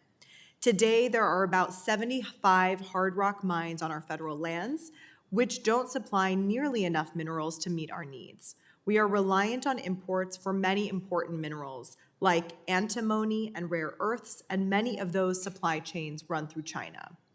A lot more of the proposed solutions on the table would have us open more and more mines. I want to be clear. I am not opposed to new mining. Mining creates jobs in my home state of Arizona, and the industry helps fuel our transitioning economy. But mining is more complicated than that. We also need to be conscious of the industry's water use and other environmental impacts, as well as the impact the industry has on communities and tribes. And these new mines alone can't meet all of our needs, especially not in the near future. Modern mines are a huge undertaking, and it takes many years just to do the technical studies to finance and build a mine, much less begin producing. And for many critical minerals, it just doesn't make commercial sense to build a mine to target them. But this new study provides a new way forward that will have less environmental and community impact while also driving job creation and American innovation. At current mine sites, mining operations extract a tiny fraction of what is in the rock. Copper is usually at quantities of 0.5%. Gold is usually 0.0001%. Everything else is discarded. But that waste rock contains rare earth elements, gallium, germanium, nickel, cobalt, and more. If we could extract more of these minerals from the discarded rocks, we would need far fewer mines. In fact, the study found that with 90% of byproduct recovery, the U.S. could meet nearly all of our current mineral needs. But barriers do remain, including economic, policy, and technical hurdles. This report will help us identify the exact number of those barriers and the exact nature of those barriers, enabling us to begin addressing them, hopefully in a bipartisan manner. This new research shows transformational potential. Let's make sure we're seizing the moment. I want to thank Chair Westerman and the majority staff for working with me to refine this language. I urge adoption, and I yield back. Gentlelady yields back. I recognize myself. I support this amendment and appreciate the gentlelady for bringing it forward and working with us to get it to a good point. As she said, this amendment would expand on H.R. 4090's identification of potential hard rock mineral byproducts, requiring the Secretary of the Interior to report to Congress on the barriers to mineral byproduct production on federal lands. The amendment would also instruct the Secretary to provide recommendations to Congress on how such barriers can be reduced. So I believe this is a proactive approach to utilizing these minerals that are there. We just have to figure out how to get them out and to get them refined and in the processes they need to be in. But according to a recent report from the Colorado School of Mines, critical mineral byproduct recovery from U.S. mines has the potential to reduce our nation's import reliance across a range of commodities, which is something I think we can all agree on. When it comes to securing our mineral supply chains, we should have or we should leave no stone unturned. This amendment will help us achieve this goal to fully unlock our vast domestic resources. I urge my colleagues to support the amendment, and I yield back. Is there further discussion on the amendment? Mr. Stauber, you're recognized. Thank you very much, Mr. Chairman and Mr. Ranking Member. I rise in strong support of the amendment offered by my colleague from Arizona, Ms. Ansari, and the Ranking Member of EMR. I believe this constructive amendment strengthens the underlying bill by emphasizing the need to review and consider barriers to production of byproducts from mining projects on federal lands. The domestic mining industry, in my view, has to be one of the most innovative, dynamic industries in the entire world. As time goes on, we're learning so much more and getting better. We're improving efficiencies at our mines, getting more out of less using 21st century technology. In fact, I don't even like using the term, quote, waste rock anymore. At mines across this country, developers are reprocessing this so-called waste rock, responsibly extracting additional ore that wasn't possible just a few years ago, thanks to the incredible advancement in technology. We should embrace this, and I think this amendment does just that. I want to thank my colleague from Arizona for her constructive amendment, and I hope that this signals she will support the underlying bill. And Mr. Chair, I yield back. Gentleman yields back. Is there further discussion on the amendment? If there's no further discussion, the question is on the amendment offered by Ms. Ansari, designated Ansari number 5, revised. All those in favor signify by saying aye. Aye. All those opposed, no. Any opinion of the chair? The ayes have it, and the amendment is agreed to. Pursuant to the markup notice, it is now in order to consider H.R. 1366, Mining Regulatory Clarity Act of 2025. I ask unanimous consent that the Subcommittee on Energy and Mineral Resources be discharged from further consideration of the bill. Without objection, so ordered. Without objection, the bill will be considered as read and open to amendment at any point. Does any member wish to be recognized for purpose of debate on the bill? Mr. Huffman, you're recognized. Thank you, Mr. Chairman. So I strongly oppose the so-called Mining Regulatory Clarity Act. According to the sponsors, the bill is a legislative fix to the Rosemont decision, a court case that determined that a mining company could not dump its toxic waste on public land based on an invalid mining claim. Under the mining law of 1872, a mining claim is only valid when it actually contains valuable minerals. In other words, only valid claims grant a claim holder broad rights to public lands. This ruling threw a wrench into big mining's sweetheart deal on public lands. For years, mining companies were allowed to dump their mining waste wherever they wanted without paying market value for that land and without land management agencies even having a real option to say no, regardless of which precious public lands might be forever destroyed. And let's remember that enormous benefit sits atop another.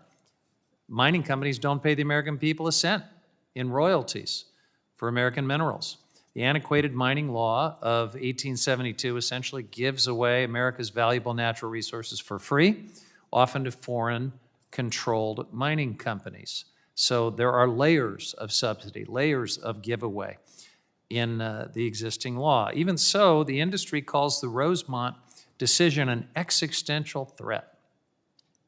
Do you know what happened with the Rosemont mine after the decision came down, Mr. Chairman?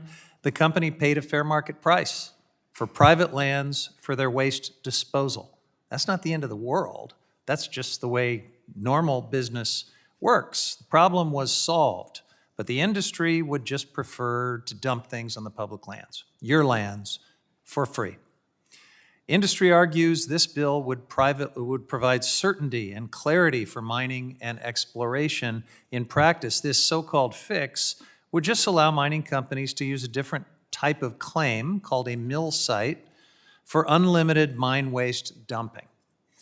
They could also use it for pipelines. They could use it for processing, whatever they want, again, at cut rate prices. So for the record, I've found no evidence that any mines are currently being held up because of the Rosemont decision. So this entire specter that this bill seeks to fix is a straw man. Now, I do want to point out that the legislation before us today is the second iteration of this bill. Last Congress's version was truly an existential threat to public lands. This version is a little bit more tailored, and I thank the sponsor for listening and for addressing some of the concerns, but key concerns remain that call into question whether this bill really is trying to find a narrowly tailored solution to a so-called problem, or if it's just another way for wealthy polluters to access more public lands on the cheap. My colleagues, like Representative Susie Lee, have offered good faith proposals to close loopholes and to help ensure the bill actually does what its supporters say they want to do. But these proposals have not been incorporated so far. Our amendments today will provide another chance to get this right.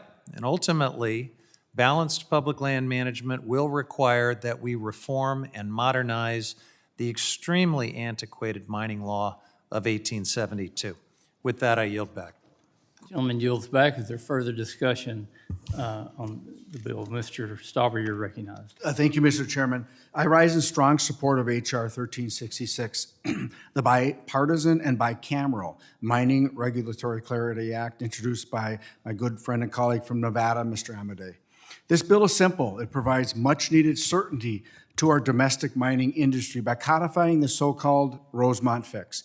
It restores longstanding interpretation of the mining law of 1872, along with agency regulations governing hard rock mining policy on federal lands. In May of 2022, the United States Court of Appeals for the Ninth Circuit upended decades of settled law when it affirmed a lower court's decision revoking an approved mine plan for the Rosemont copper mine project. The decision limited the ability of the Forest Service to approve necessary mining support facilities and activity, which is necessary for mining operations. This decision from the Ninth Circuit put virtually every new domestic mining project in jeopardy. Both the Trump and Biden administrations have agreed that the existing solicitor's opinion at the Department of the Interior addresses this for now. But this is only temporarily. There is nothing stopping the current solicitor or future solicitors from revoking this opinion and sending our domestic mining future back into chaos. Accordingly, this lack of clear certainty and regulatory durability is chilling investment in the United States. Why ever would a company choose to invest billions of dollars of capital in a domestic mining project if the Rosemont fix could be undone by the stroke of a pen? That's why the bipartisan and bicameral Mining Regulatory Clarity Act is necessary. The only way to actually fix the flawed Rosemont decision is to codify this fix into law. This legislation, contrary to what some of my colleagues will argue, won't radically change or create new domestic mining policy. It simply builds regulatory certainty and reinstates the long-standing interpretation of the mining law of 1872 and long-standing agency regulations that were law of the land before 2022. We are all well aware of my Democratic colleagues' ambitious goals to transition to renewable energy and other technologies that rely on critical and rare earth minerals. Mr. Chairman, if we can't mine these minerals domestically, thanks in part to the Rosemont decision blocking new domestic mines, where do my colleagues expect these minerals to come from? If we want to see these minerals come from the United States, we must ensure we have the certainty and durability of law. I want to thank my colleagues from both sides of the aisle, including Representatives Amodei and Horsford, for their leadership on this bill, along with my colleagues from across the Capitol, including Democrat Senators Kathleen Cortez Masto and Jackie Rosen, who are working hard to get their Senate companion across the line. I urge my colleagues to support the underlying bill, and Mr. Chair, I yield back. Gentleman yields back. Is there further discussion on the bill? I recognize myself. I support this bill as well. Hard rock minerals are foundational to America's national and economic security. As we've discussed so many times, they serve vital functions in the defense, aerospace, energy, and manufacturing industries. What's more, demand for these minerals is projected to rapidly increase in the coming years, placing significant pressure on global supply chains. Meeting future domestic needs alone will require a six-fold increase in hard rock mining activity. We must be ready for these considerable challenges. For everyone who made the trip to Alaska, we saw where they were, I guess, the world's largest silver mine, and they were very responsibly handling their tailings in a dry stack method. I believe it was actually located partly on a national monument, and some of the best construction and environmental precautions were taken on that project. We know we can do it here, but we've got to be able to move these projects forward so we can meet the demands that we have at home for these critical minerals. Again, I urge support of the bill and would ask if there's any further discussion on the bill. Hearing none is in order to consider amendments to H.R. 1366, and I recognize the gentleman from Nevada, Mr. Amodei, for the purpose of offering an amendment in the nature of a substitute designated Amodei 20 ANS. Without objection, the amendment is considered read and open to amendment at any point. Thank you, Mr. Chairman. I appreciate the opportunity to speak. This is housekeeping in nature to change the dates so that they're appropriate for the action that the committee's contemplating at this time. And the reason that becomes necessary is because the bill was passed last Congress in its present form, so I yield back. Gentleman yields back. Is there further discussion on the amendment? If there's no further discussion on the amendment, it's now in order to consider amendments to the ANS to H.R. 1366, and I recognize Ranking Member Huffman for the purpose of offering an amendment designated Huffman number 3. Without objection, the amendment is considered read. Thank you, Mr. Chairman. So my amendment would simply strike the definition of operations in this bill. This is something that we've raised many times as a serious concern. The bill's current definition is just sweepingly overbroad. It says that mining operations include, quote, all functions, work, facilities, and activities in connection with the prospecting, developing, extraction, and processing of mineral deposits and all uses reasonably incident to, including the construction and maintenance of means of access. And that sweepingly broad definition applies whether the operations take place on or off the claim. So what this means is that mining operations don't even need a mining claim at all to conduct operations on public lands. While this definition is currently in regulation, the Interior Department and leading public land law treatise, have found that off-site mining activities do not currently get the same rights and priority use as mining claims. And I fear that permanently codifying this into the law would further put mining over other uses of public lands, doing an end run around the multiple use balancing requirements that are foundational to public lands management. Now, our land managers have limited discretion to deny a mine on public lands, but they do have moral authority over their roads and pipelines and toxic waste dumping. This definition would remove that discretion and provide yet another giveaway to an industry that just doesn't need it. This would codify the most industry-friendly interpretation of the law and give mines roads, pipelines, and other facilities, giving them the same priority rights over public lands. This is not a hypothetical, by the way. The industry is already using this definition of operations to argue that they should be allowed extra access roads and new electrical transmission lines through designated roadless areas. And that's just one example. In another example, industry says they should get automatic approval of an off-site water pipeline that would drain an overpumped aquifer 19 miles away against the protests of local agricultural interests. And when we've asked about removing this definition before, the answer that we've gotten is that it's fundamental to the bill, which makes me believe that this loophole is absolutely intentional, and that ought to be very troubling to anyone who looks at this legislation. This is not necessary. We should be closing loopholes, not creating them and expanding them and exalting them by codifying them in the law. I urge adoption of this amendment, and I yield back. Gentleman yields back. Is there further discussion on the amendment? I recognize myself. I do oppose the amendment. The amendment does nothing but strike the definition of operations and operator, which are pulled directly from BLM regulations. Removing these definitions would add confusion to the underlying bill by removing definitions and reducing clarity over what these terms mean. For this reason, I urge my colleagues to oppose the amendment, and I yield back. Is there further discussion on the amendment? If there's no further discussion on the amendment, the question is on the amendment offered by Ranking Member Huffman, designated Huffman number 3. All those in favor signify by saying aye. All those opposed, no. In the opinion of the chair, the noes have it, and the amendment is not agreed to.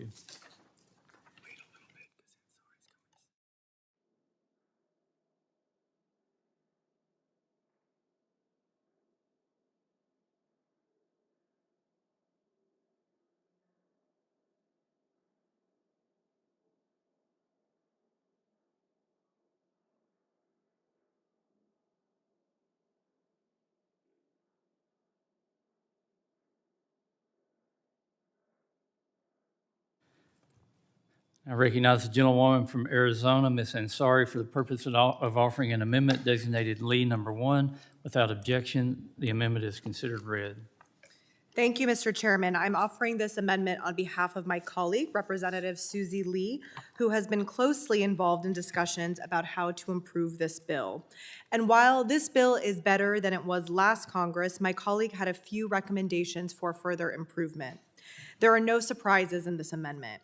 Representative Lee asked questions about all of the issues addressed by this amendment during the hearing, and all 3 of the changes made by the amendment reflect stakeholder comments and concerns expressed during past hearings and the last markup on this bill. First, the amendment would clarify that mining companies may hold only as many mill sites as are necessary for waste rock, tailings, or other operations. It does so by removing the word reasonably to minimize land grabs and ensure that this bill isn't simply a public lands giveaway. Second, it would clarify that a mining company may claim only as many mill sites as are necessary for operations, again removing the word reasonably. The current bill language allows operators to use lands that are, quote, reasonably necessary. Including such a qualifier amounts to a loophole that will invite operators to argue for the use of more lands for convenience, speculative expansion, or any number of reasons. The amendment also says that mining companies may only use or occupy public lands in accordance with approved mining plan of operations on a valid mining claim. This would clarify that the use of a mill site is contingent on the development of an actual mine. Throughout history, bad actors have misused mining claims and the mining law, especially for extortion. Staking claims and then asking for huge sums of money from the people who actually want to develop them. This tweak would ensure that no one can abuse mill sites in the same way they've abused mining claims. Finally, Representative Lee's amendment would add clarification to the savings clause, making clear that nothing in this bill limits the rights to regulate mining and related activities on protected lands or lands open to mining. In a post-Loper-Bright world, Congress must be crystal clear about congressional intent. This amendment helps provide that kind of clarity, and it's exactly why this amendment is needed. I don't believe the majority disagrees with the intent of these amendments, so let's provide the clarity that's needed to the Mining Regulatory Clarity Act. Accepting this amendment would go a long way. I strongly urge adoption of the amendment, and I yield back. Gentlelady yields back. Is there further discussion on the amendment? I recognize myself. I do oppose the amendment because it would limit the number of mill sites that a producer could claim to conduct operations. It would also expose agencies to increased litigation risk by requiring the agency to determine the number of mill sites that should be deemed necessary. Now, I disagree with the argument that the underlying bill would allow bad actors to abuse new mill site claim processes because, for one, operators would have to pay for each of these claims. It wouldn't be operationally efficient for a company to utilize multiple mill site claims. Also, the language still provides agencies the ability to restrict mill sites when it becomes unreasonable. Prior to the Ninth Circuit's blatant disregard for precedent in its controversial Rosemont decision, none of these claims were needed for ancillary uses. The bill reflects a bipartisan agreement on this issue that finds an appropriate middle ground. This amendment, however, would not fix the Ninth Circuit's error and would further muddy the waters when it comes to ancillary use for domestic mining projects. For these reasons, I encourage my colleagues to oppose the amendment, and I yield back. Is there further discussion on the amendment? If there's no further discussion, the question on the amendment offered by Ms. Ansari, designated Lee number 1. All those in favor signify by saying aye. Aye. Those opposed, no. In the opinion of the chair, the noes have it, and the amendment is not agreed to. A recorded vote has been requested. Further proceedings on this amendment will be postponed. I recognize Acting Ranking Member Ms. Ansari for the purpose of offering an amendment designated Huffman number 2. Without objection, the amendment is considered read. Thank you, Mr. Chairman. The ranking member's amendment here should not come as a surprise. This is the same amendment that our colleague, Ranking Member Heinrich, offered during the Senate Energy and Natural Resources markup of this bill. The amendment should be low-hanging fruit to improve this bill, and yet so far, our colleagues on the other side of the aisle have not agreed. First, this amendment raises claim maintenance fees for mill sites of $400 per site, up from $200 for 5 acres. We're asking for $80 per acre, up from $40. This amendment also directs all excess claim maintenance fees to the abandoned hard rock mine fund rather than just the excess fees from mill sites. This would meaningfully help clean up abandoned hard rock mines without affecting funding to administer the federal mining program. And finally, this amendment puts a permanent end to patenting, the legal process where the federal government actually hands over the title to public lands and the minerals below them to a private entity. That process is so minimal, it's basically a public lands giveaway. Any person or business, foreign or domestic, can permanently acquire public lands for as little as $5 per acre, and sometimes even less, depending on the type of mine claim under the patenting system. Since patenting began, taxpayers have essentially given away over 3 million acres of public lands to foreign and domestic hard rock mining companies. That's larger than the state of Connecticut. And that doesn't even count the public wealth and critical minerals given to private companies in the process. Let's look at some real-world examples of this. A Canadian mining company secured patents to over 1,800 acres of U.S. public lands for just $9,000. This land contains an estimated $10 billion worth of gold, one of the largest deposits in U.S. history. Another mining company paid $10,000 for the title for 2,000 acres of national forest land in Montana, containing an estimated $35 million worth of palladium and platinum reserves.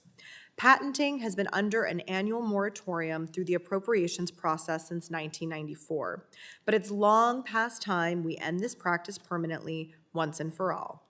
I will withdraw this amendment for now, but if this bill continues to move forward, know that we will be pounding the drum to make this change.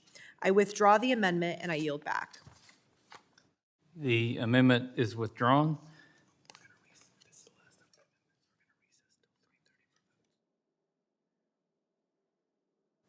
Okay, we've made it through our amendments. We're going to recess until approximately 3:30 p.m. At that time, we will have votes. The committee stands in recess.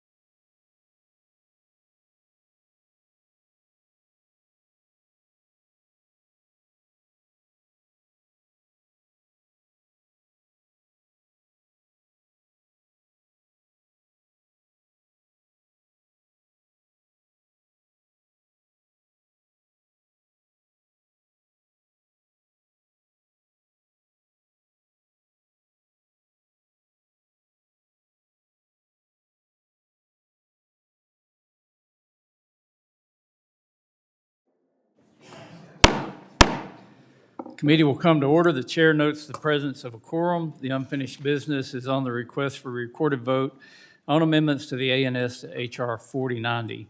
Members will record their vote using the electronic voting system. The question is on the amendment to the ANS to HR 4090 offered by Ranking Member Huffman, designated Huffman number 1, on which the noes prevailed by voice vote. The clerk will open the vote.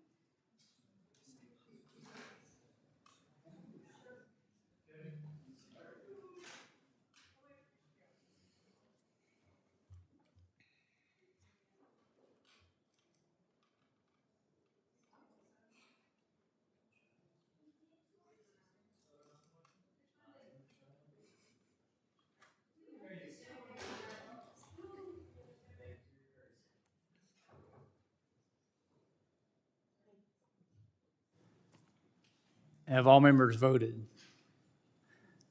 Does any member wish to change their vote? Hearing none, the clerk will close the vote and report. Mr. Chairman, on this vote, the yeas are 17 and the nays are 23. The amendment is not agreed to. The question is on the amendment to the ANS to HR 4090 offered by the gentlewoman from New Mexico, Ms. Ledger Fernandez, designated Ledger Fernandez number 2, on which the noes prevailed by voice vote. The clerk will open the vote. Okay, thank you.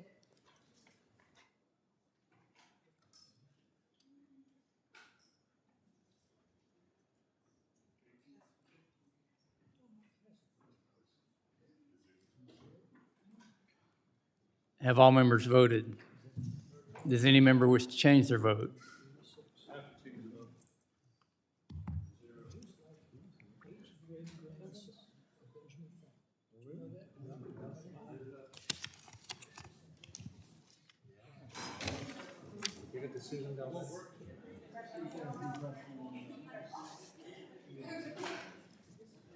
Does any member wish to change their vote? Hearing none, the clerk will close the vote and report. Mr. Chairman, on this vote, the yeas are 18 and the nays are 24. The amendment is not agreed to. The question is on the amendment to the ANS to HR 4090 offered by the gentlewoman from California, Ms. Rivas, designated Rivas number 3, on which the noes prevailed by voice vote. The clerk will open the vote.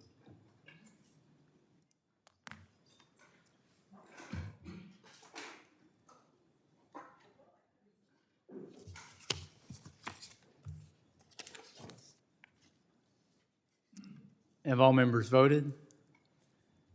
Does any member wish to change their vote? Hearing none, the clerk will close the vote and report. Mr. Chairman, on this vote, the yeas are 18 and the nays are 24. The amendment is not agreed to. The question now occurs on the amendment in the nature of a substitute as amended to HR 4090 offered by the gentleman from Minnesota, Mr. Stauber, designated Stauber 26 ANS. All those in favor signify by saying aye. Aye. All those opposed, no. In the opinion of the chair, the ayes have it, and the amendment in the nature of a substitute as amended is adopted. Question now occurs on reporting HR 4090 as amended to the House with the recommendation that the bill be favorably approved. All those in favor signify by saying aye. Aye. All those opposed, no. No. In the opinion of the chair, the ayes have it. A recorded vote has been requested. Members will record their vote using the electronic voting system. The clerk will open the vote.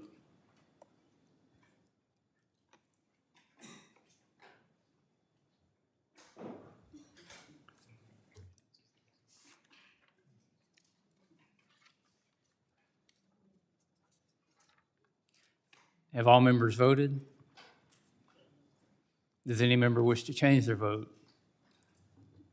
Hearing none, the clerk will close the vote and report. Mr. Chairman, on this vote, the yeas are 26 and the nays are 16. The bill as amended is ordered reported to the House with the recommendation that it be favorably approved. Without objection, the motion to reconsider is laid on the table. Mr. Chairman. Mr. Huffman, you're recognized. Thank you, Mr. Chairman. I give notice of my intention to file supplemental, additional, dissenting, or minority views on the measure just considered, and I ask unanimous consent that this notice be extended to all measures considered at the markup under House Rule 11, Clause 2L. This notice extends to all members. Without objection, so ordered. I do want to take a minute to remind you there's a flyer at your voting station. All members should have got one. We're going to have a field hearing in beautiful Hot Springs National Park, a bipartisan field hearing on the Great American Outdoors Act on October 24th. You're all invited to what will be, I think, a very good hearing, and hope everyone can come. The unfinished business is on the request for recorded vote on amendments to the ANS to H.R. 1366. The question is on the amendment to the ANS to H.R. 1366 offered by the gentlewoman from Arizona, Ms. Ansari, designated lead number 1, on which the noes prevailed by voice vote. The clerk will open the vote.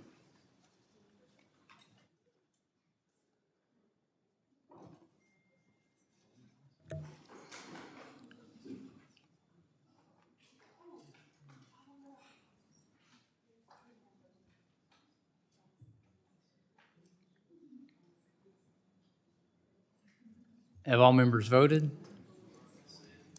Does any member wish to change their vote? Hearing none, the clerk will close the vote and report. Mr. Chairman, on this vote, the yeas are 17 and the nays are 25. The amendment is not agreed to. The question now occurs on the amendment in the nature of a substitute to H.R. 1366 offered by the gentleman from Nevada, Mr. Amodei, designated Amodei 20 ANS. All those in favor signify by saying aye.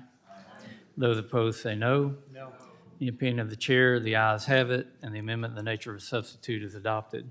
The question now occurs on reporting H.R. 1366 as amended to the House with the recommendation that the bill be favorably approved.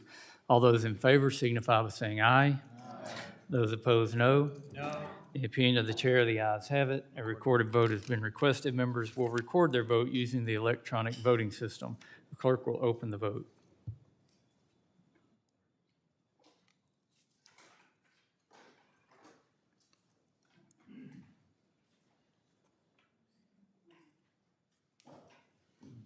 Have all members voted? Does any member wish to change their vote? The clerk will close the vote and report. Mr. Chairman, on this vote, the yeas are 25 and the nays are 17. The bill as amended is ordered reported to the House with the recommendation that it be favorably approved. Without objection, the motion to reconsider is laid on the table. We now turn to the UC package with the cooperation of Ranking Member Huffman and the other members of the committee. It appears that we have worked out an agreement on 6 bills scheduled for markup today. As we have done before, rather than going through a formal markup process for each of the bills, I will make a single unanimous consent motion to report out the bills favorably with any amendments that have been filed and agreed to. Before we begin, does any member seek time to speak on any of the bills in this unanimous consent motion? Mr. Huffman, you're recognized.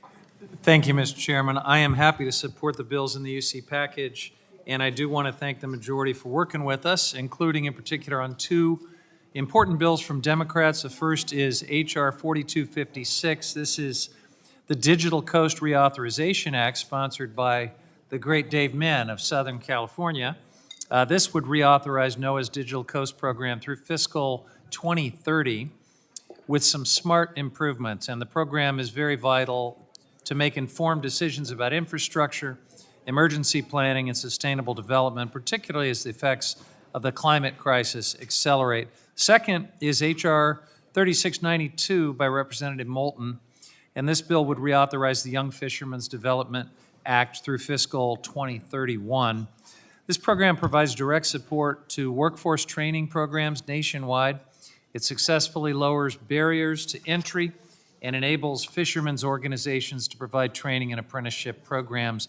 Both of these bills are effective programs with big returns on our public investment. I also thank the chair for working with us on H.R. 3872, the America Act from Representative Fallon. There is an ANS to this bill because the Trump administration suggested a couple of technical corrections and they also didn't like the acronym. America stood for mineral extraction for renewable industry and critical applications, and I bet you all can guess which word the administration objected to. Even though this bill would help a lithium project, a mineral important to the renewable energy industry. So I appreciate the majority's willingness to drop the short title altogether, and I yield back. Gentleman yields back. Is there any further discussion? Mr. Chairman. Mr. Tiffany, you're recognized. Mr. Chairman, would everyone participate here today, if I may take an extraordinary measure? It is my mother's 94th birthday today. She was born on a farm, still lives on a farm, still works like a dog, canning. She's down in her basement this afternoon. She's canning tomatoes and all the rest. And if you would be so kind to join me in the Boehner birthday song, I would appreciate it so much. We're going to clip it. We're going to send it to her as a happy birthday, if that's okay with you. What's your mother's name, Mr. Tiffany? My mother's name is Virgil. Virgil. Well, we wish Virgil a happy birthday and take it away. This is your birthday song. It doesn't last too long. Hey! Happy birthday, Virgil.